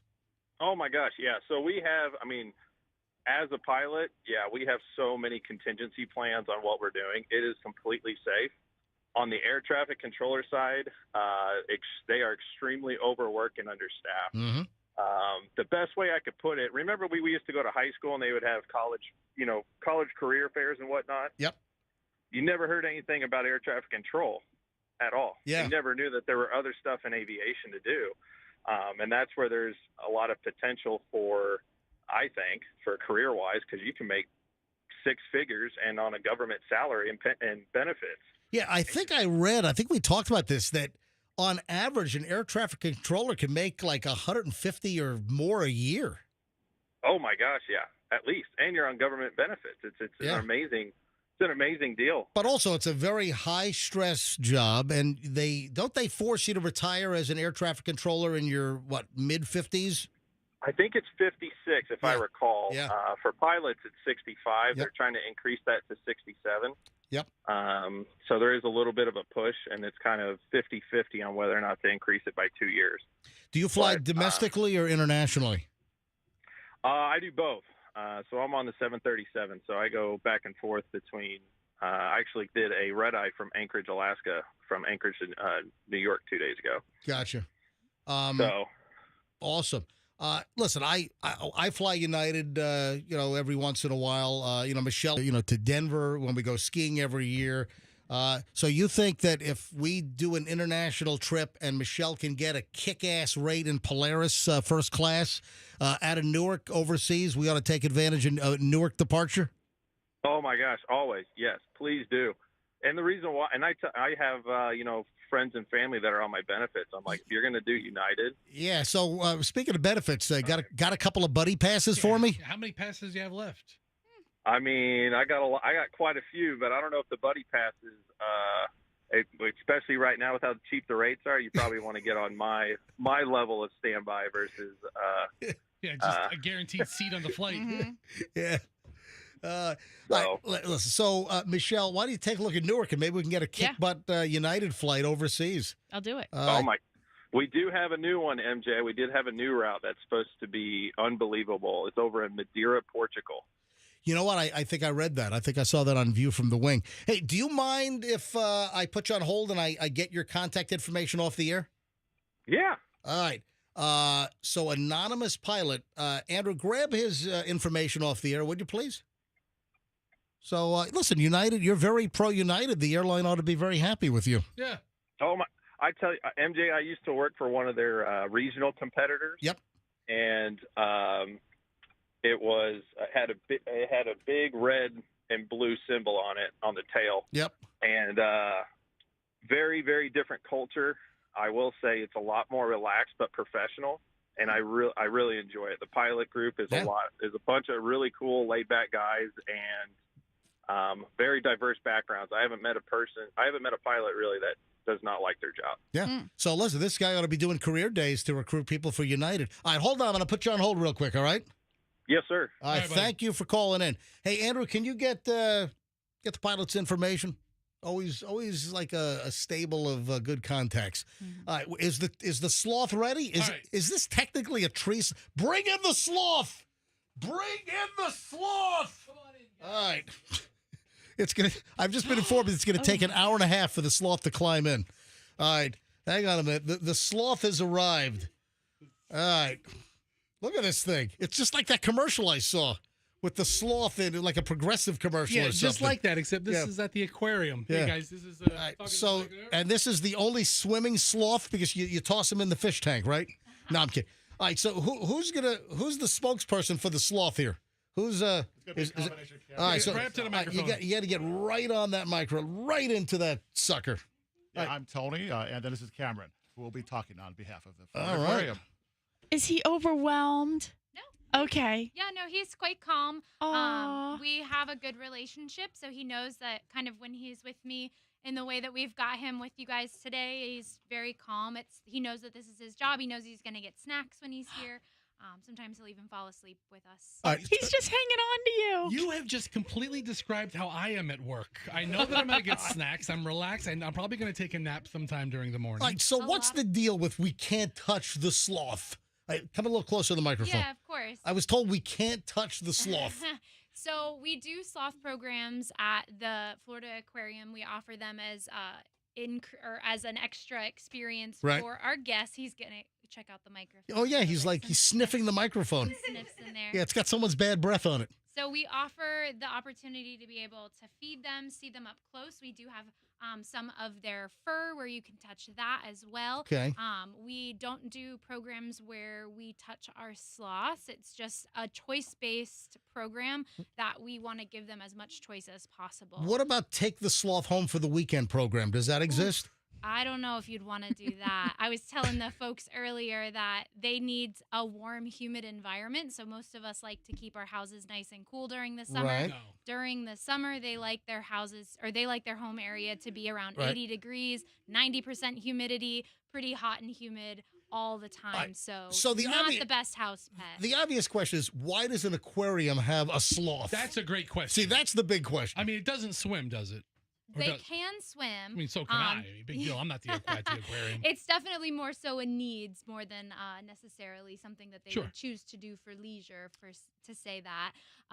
But sloths can swim. But having a sloth at an aquarium, he is an ambassador for his species, educating the world and our guests about how we can not only conserve our local environment, but how our daily habits impact the entire globe. So having sloths, things like coffee, chocolates are all things that we produce and consume at a high level. How slow is a sloth? Pretty slow. They have their moments, I will say that. Right. They go to the bathroom once a week. They're usually once a week? Yeah, they're usually the lightest. About a third of their body weight is lost when they go to the bathroom. Wait a minute. A third of their body weight is lost? Yes. That is a dream. Oh, my God. That would be fantastic. Fester, you go to the bathroom, you're going to lose 120 pounds. Oh, my God. A third of my weight. Yeah. I'll lose so they 2 move dwarfs. the quickest right after they go to the bathroom. So they'll usually Yeah, they want to get away from that thing because that pile is huge. It's going to attract predators, the smells, Right. all reasons to get away What quick. does sloth poop smell like? Yeah, that's a good question. I have no idea what to even equate it to. What are you? But you've smelt it before. Oh, yeah. Okay, I'm about to say, you're not like you're off on that one day, right? No. Because that would be the day off I would want. No, it usually tends to be the days that I am. The sloth poop was on Monday. I'm taking that day off, people. Now, they have some vicious-looking claws. Because they climb trees and everything, and they live in trees? They do, yeah. So they live in the Amazon rainforest. They're going to blend in with the tree canopies, so the large claws are going to help them hang in the trees. Right. It's actually less energy for them to hang that way than it is for them to crawl on all Gotcha. fours. Definitely no cheeseburgers. Okay, all right. So I guess that was erroneous. So that's where the similarities between me and a sloth start. All right, so could we take a selfie with the sloth? Yeah. Oh, so we can do that. Yeah, definitely. And I can offer you some food to feed him. I can also feed him in the camera. It makes some good Can you come around? Can you come around to my microphone so we can get you on MJ TV over here? So if you pop right over here, come right in this spot MJ, here. Where are sloths naturally habitated? Are you giving him gummy bears? What are those things? That was a grape. Oh, it's a grape. It was a grape. Okay, I thought I saw you give him a gummy worm. What was that thing? It was a grape. It was a green it was grape. probably a piece of yellow squash. Oh, yellow squash. Yeah. There we go. Look at that thing. You want to feed him a piece? Yeah. Oh, all right, hang on. Look at this MJ TV. Folks, if you're watching MJ TV or go back and watch this later on because we're on YouTube, MJ TV, I'm going to feed the sloth. What is this, a piece of? Yellow squash. Yellow squash. Here you go, Slothy. Sounds delicious. Oh, look at that. Oh, he's in no hurry at all. Look at him enjoying that piece of yellow squash. I can't touch it. No, you don't. What if I accidentally just pointed and I accidentally touched the fur? Oh, she left. She just vacated. What? Oh, yeah, hang on. Oh, yeah, I want people to see the sloth. Listen, I don't want him to accidentally brush the sloth and have aquarium security come in and then suddenly make a big deal out of this. So you're saying I can't even just touch the there's head a little bit? Can I get one touch? We'll talk after. We'll talk after. But we're on camera now. Can I get one little touch? Feeding's what we're going to offer for you just because that's what we're going to do for our guests. If I touch the sloth, I'll be banned from the aquarium for life. I hope the sloth takes his once-a-week poop right now on you. You've heard of the no-fly list? I'd be on the no-fish list. No fish list. Yeah. We want you out. You out. Go. You're out of here. It is adorable. So what's the summer program that the sloth is a part of? So we offer tours for our tour programs for our sloths. So you can get an up-close experience with the sloths. You'll be able to learn all about their species, where they come from, kind of when he says, oh, wow, I want to climb onto that. He can touch the mic. He'd climb away if he wanted to. So in the tour, you do get to feed the sloth. So this is the same kind of experience that our guests are going to get, a nice up-close and personal view of them. How old is this sloth? 10. Oh, wow. And what's their lifespan? Average lifespans anywhere between 10 to 20 years, even 30 in the wild, and then in human care. Do you know Eric at the aquarium? Eric Hovland? Yes. Of course we So know I Eric. need you to do handlebar mustache little whack. So I don't know if you know, I've been scuba diving with Eric overseas. Yeah. That's awesome. Yeah, so I've been on a scuba trip with Eric before. Very cool. Yeah, he's one of our longest employees at the Florida Aquarium. He's been there 150 years. 30. No, he's a cool guy. He's great. He's a very funny guy as well. What does the sloth understand? Like, what do you think he's thinking right now? So we can assume that they probably see shadows. He's obviously seeing different types of light. So shadows and brighter lights. So also what's moving above him, the noise that's happening. He's just kind of curious of what's going on around him, checking it all out. He's got less good vision during the day, more so at night. So he's hearing things. He's taking in the smell as well. Their eyes are good or bad? Their eyesight? Poor. Eyesight's pretty poor during the day, I would They say. see shadows during the day. Like Legally Blind Mike. Because I'm looking, it looks like I'm looking at her eyes right now. It looks like it needs some serious cataract surgery. So the pupils are really small during the day, and then at night, those pupils are going to get larger. They're going to be able to see a lot better at night moving around. All right, ladies and gentlemen, a sloth on the MJ Morning Show. Not named Fester. Exactly. Yes. Yeah. What is the sloth's name? His name is Apapori. He's named after a river that runs through the Amazon. Oh, it's an adorable animal. Is that where they're indigenous to, the Amazon? Yep. Okay. No, they're indigenous to Indiana. It could be. You ever see anybody from Indiana move? They're very slow state. Thank you so much for bringing the sloth. Yes, and is this sloth a permanent deal, or are they on loan, or what's the story? So we work with other zoos and aquariums to help find homes for animals that are within. So zoo and where aquarium did this come from? I want to say it was a zoo from up north. I think like Indiana, right? Either it was. I think it was. Yeah, it was either Illinois or Indiana. Would they throw the sloth out on its ass and they say, "Get out of here"? And you guys, what happened? There's a local radio COVID DJ. happened. Okay. For some facilities, they needed to either rehome animals. Sometimes animals might have had a job. Maybe they were part of an ambassador program and they kind of reshaped their program. He needed a new home at the time, and we were excited to give him one. And you're not afraid of him biting your neck or anything? Nope. All right. Very good. Thank you That's so much. I appreciate Thank it. you very much. All right. So the sloth at the aquarium. Aquarium open all Right. summer long. Perfect to take the kids while you have summer break, right? Next week, they have an elephant program. They're going to bring in the elephants that are hanging out at the aquarium next week. So, MJ is not the program coordinator for the aquarium. Thank you, guys. Thank you, guys. It's- Thank you. But don't go anywhere because we're going to take a break now, and I got to get a selfie with this thing. All right. So it's a very adorable. Michelle, do you want a selfie with the sloth? Absolutely. We're late. Look at this, 9:28. All right, final chunk of the MJ Morning Show is next. So I got a lot of stuff to do in the final segment. I don't even know what I'm going to do, but I have a lot of stuff to cram in. Next, don't move on the MJ Morning Show, 104.7 FM, Q105. Let me quickly tell you about Westfall Roofing, who is my roofing company. And we just had Dennis Phillips on from ABC Action News about an hour ago. Hurricane season is off and running. If you have any roof issues, you might have roof problems still from last year with Milton and Helene. And if you have any roof issues, get them done and fixed now before we get into the thick of hurricane season. Any roof repairs, or if you need a new roof, in Florida, the average roof lifespan is just 15 to 20 years. So you might need a whole new roof. If that's the case, get a hold of Westfall Roofing. WestfallRoofing.com. It's a family-run company. They do a phenomenal job. Work ethic, the quality of the work. Get a competitive quote. If you want a great roofing company you can count on, westfallroofing.com. They do the roofing work in my house. That's really all you need to know. westfallroofing.com, and tell them that MJ sent you. Traffic's on 9:30. Let's grab Shriner with the latest and the final check this morning. We're back in just a minute.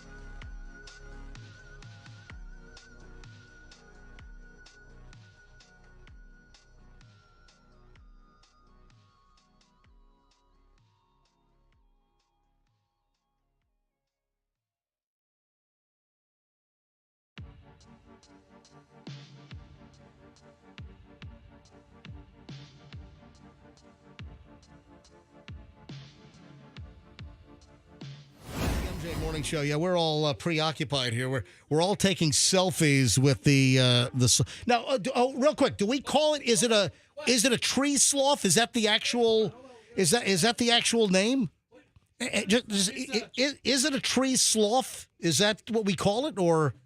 So his species is a Linnaeus' two-toed sloth. A toad sloth. Two-toed. A two-toed sloth. Two-toed sloth. Okay, How gotcha. many different toad sloths are there? There are two types of two-toed sloths, and then there are more three-toed sloths as well, which are separate types of sloths. Gotcha. But is there an actual category called the tree sloth, or they're all tree sloths? All tree sloths. Okay, they gotcha. all live in the trees. All right. And this is the two-toed sloth. Yep. Gotcha. All right, I got it now. Thank you so much. Appreciate Thank you, it. you and your two toes. All right.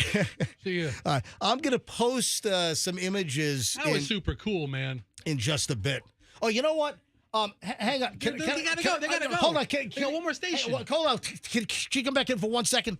One more second. Hang on. We are so sorry. One more second. We should really. You know, I took the pictures, but I really want to take some video. All right, hold on. I got to take some video. Can you come back over here real quick? All right, thank you. This is MJ. Right, hang on a minute. All right, Listen. so it's MJ Morning Show, Q105 Tampa Bay, 104.7 FM in the studio, and I want you to see the sloth. I took pictures. I didn't take video, so I want to get just a little bit of video here. And Fester, can you talk while I move around? Where'd Fester go? Michelle, can you talk? Hang on, let me turn Michelle's mic on. I don't know what to say about this. I mean, he's eating is that a carrot or It's a piece of pepper. Oh, a pepper. That's what I thought. Look how he's holding it in his mouth. It's so cute. I love how he's just so content sitting there with you. He doesn't seem to be affected at all by anything that's going on around him, the noises or the lights or the screaming, because we're all so excited to see a sloth. None of us ever expected that we'd see a sloth like in real life. The sloth in the MJ Morning Show studio. All right, this thing's adorable. All right, thank you so much. Appreciate it. I guess I can shut off the video now. All right, beautiful. Thank you. I appreciate you coming back. Yeah, I got just still images, but I didn't get video to post on my Instagram. Yeah. So, where'd Fester go? Did he? Fester, I guess, climbed down. I think Fester went home. All right. No. The final chunk here of the MJ Morning Show on Q105, 104.7 FM. I thought this was pretty interesting that people are cooking at home at the highest level since the start of the pandemic. So, Michelle, do you think that that is that economy-wise because of prices? Well, why do you think that's the case? And Campbell's is saying this. So yes, Fester. Dude. What? I don't even know if I should mention this. What? Oh, my God. Dude, I got a parcel here for you, dude. Holy moly. Alfred, hold on. I got tree sloths in here, and I've got and Albert from Alfred. What did I say, Albert? Albert. Yes. I've got Alfred here. Yeah. Alfred from Small Batch Creamery. How many pounds is that bag of chocolate? He just dropped off a 22-pound bag of Belgian chocolate. God.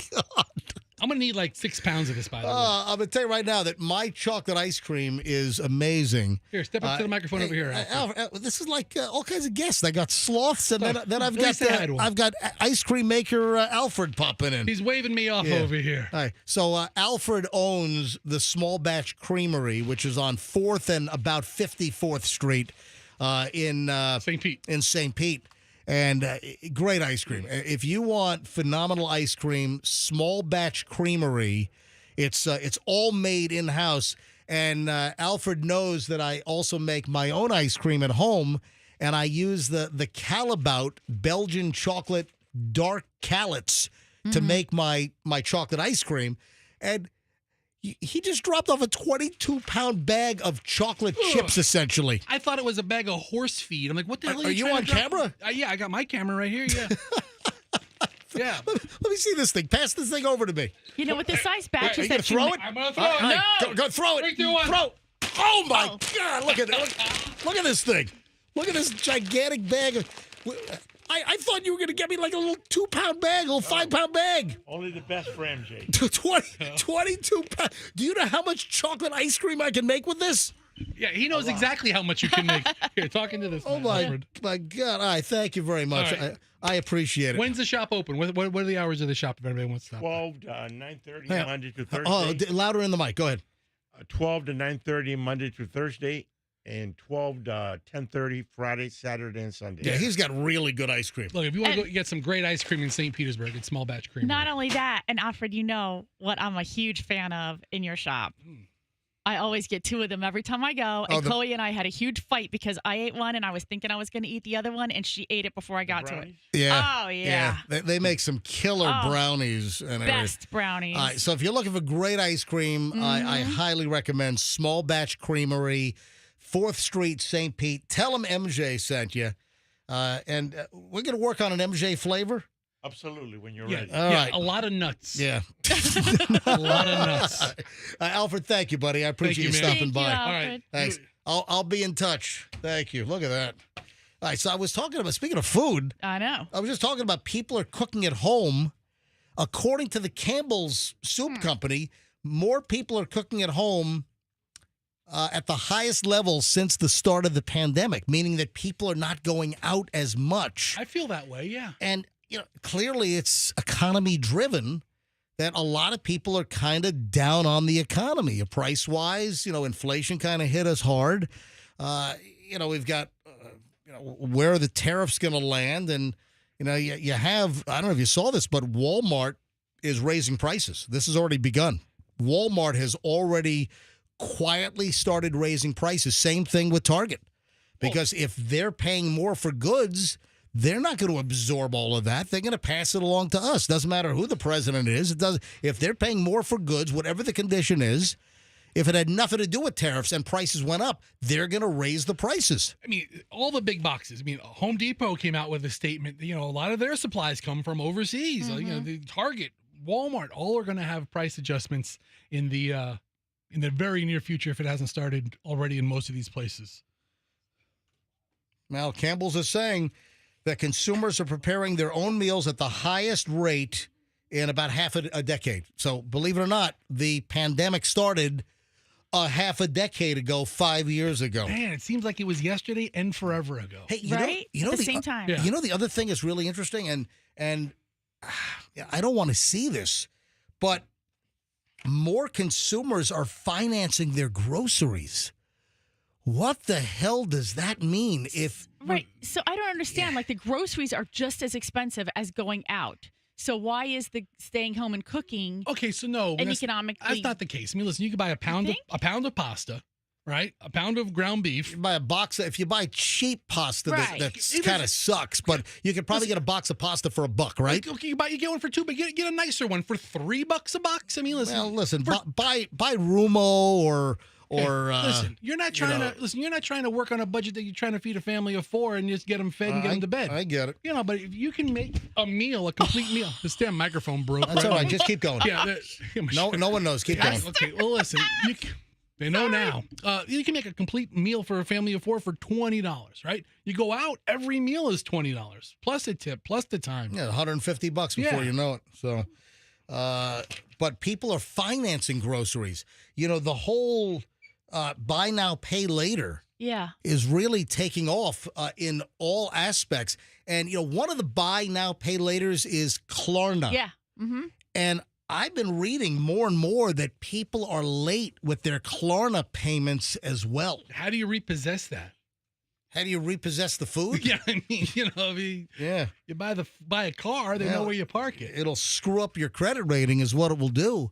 But I think that's alarming. If people are really, buy now, pay later on food, what does that mean about the economy or the state of things? Are they buying things on credit cards? Listen, paying minimum balances? I don't know, minimum payments? But yeah, food prices have shot through the roof. No doubt about it. And again, like I said, Walmart and Target, Walmart is quietly jacking up prices according to multiple sources. New York Post, for instance, Walmart has quietly been hiking prices on items ranging from toys to office supplies. Some markups reportedly climbing more than 100%. Yeah, photos circulating online, particularly on the Walmart subreddit, have documented the dramatic price increases since the 145% tariff on China, but then lowering some of the tariffs down to 30%. The price of toys, the bulk of which are made in China, were particularly impacted. A Jurassic World T-Rex rose from $39.92 on April 27th to $55 on May 21st. Wow. That's a significant increase. That's almost 40% higher. A baby born doll jumped $34.97 in March to $49.97 in May. That's a 43% hike. Light Bright Magic Screen Set went from $14.97 to $21.97. That's up 47%. Etch-a-Sketch went from $14.97 to $24.99 at Walmart. That's a 67% increase. So the prices are going up. It's a happening. If things are going to cost the stores more, that gets passed on to us. I mean, you can't expect stores to absorb. They can absorb some in some cases if they choose to, but they're not going to absorb it all. Right. So that's going to be an issue. I think that's about it. I think we'll shut her down here. I got a lot for tomorrow at 9:46. Anything I missed that you thought was essential to get on today, Fester? How about you, Michelle? So much stuff. We should go till noon. No, I'm saying specifically, was there anything that you wanted to get on that you didn't get on the show today that we need to discuss quickly before we shut her down? No, I'm not going to tell you something that I have 4 seconds to discuss. Michelle, did I get everything? No, we'll do the Diddy tomorrow. Oh, that's right, Diddy. All right, That's hold nothing on. big. All right, It's nothing big. We'll do it tomorrow. Before we go, give me one Diddy item from the Diddy trial yesterday. I didn't get a chance to do Michelle's Diddy corner because the sloth sucked up all the time. I'm fine with that. The sloth was awesome. Yeah. Give me Diddy. I saw a report yesterday that said one of the jurors was showing some visible reaction to the testimony that's being provided by this Mia, which is a pseudonym. And it does not look good for The prosecution. by her reaction. So But, one of the jurors was like making faces or rolling your eyes, exhibited body language Yeah. that seemed to suggest that they were not buying whatever the prosecution was selling. Right. So we'll see. All righty, folks. With that, we'll call it a day. 9:47 at the MJ Morning Show. We shall see you back here tomorrow morning, bright and early. MJ Morning Show on Q105. And let's be careful out there.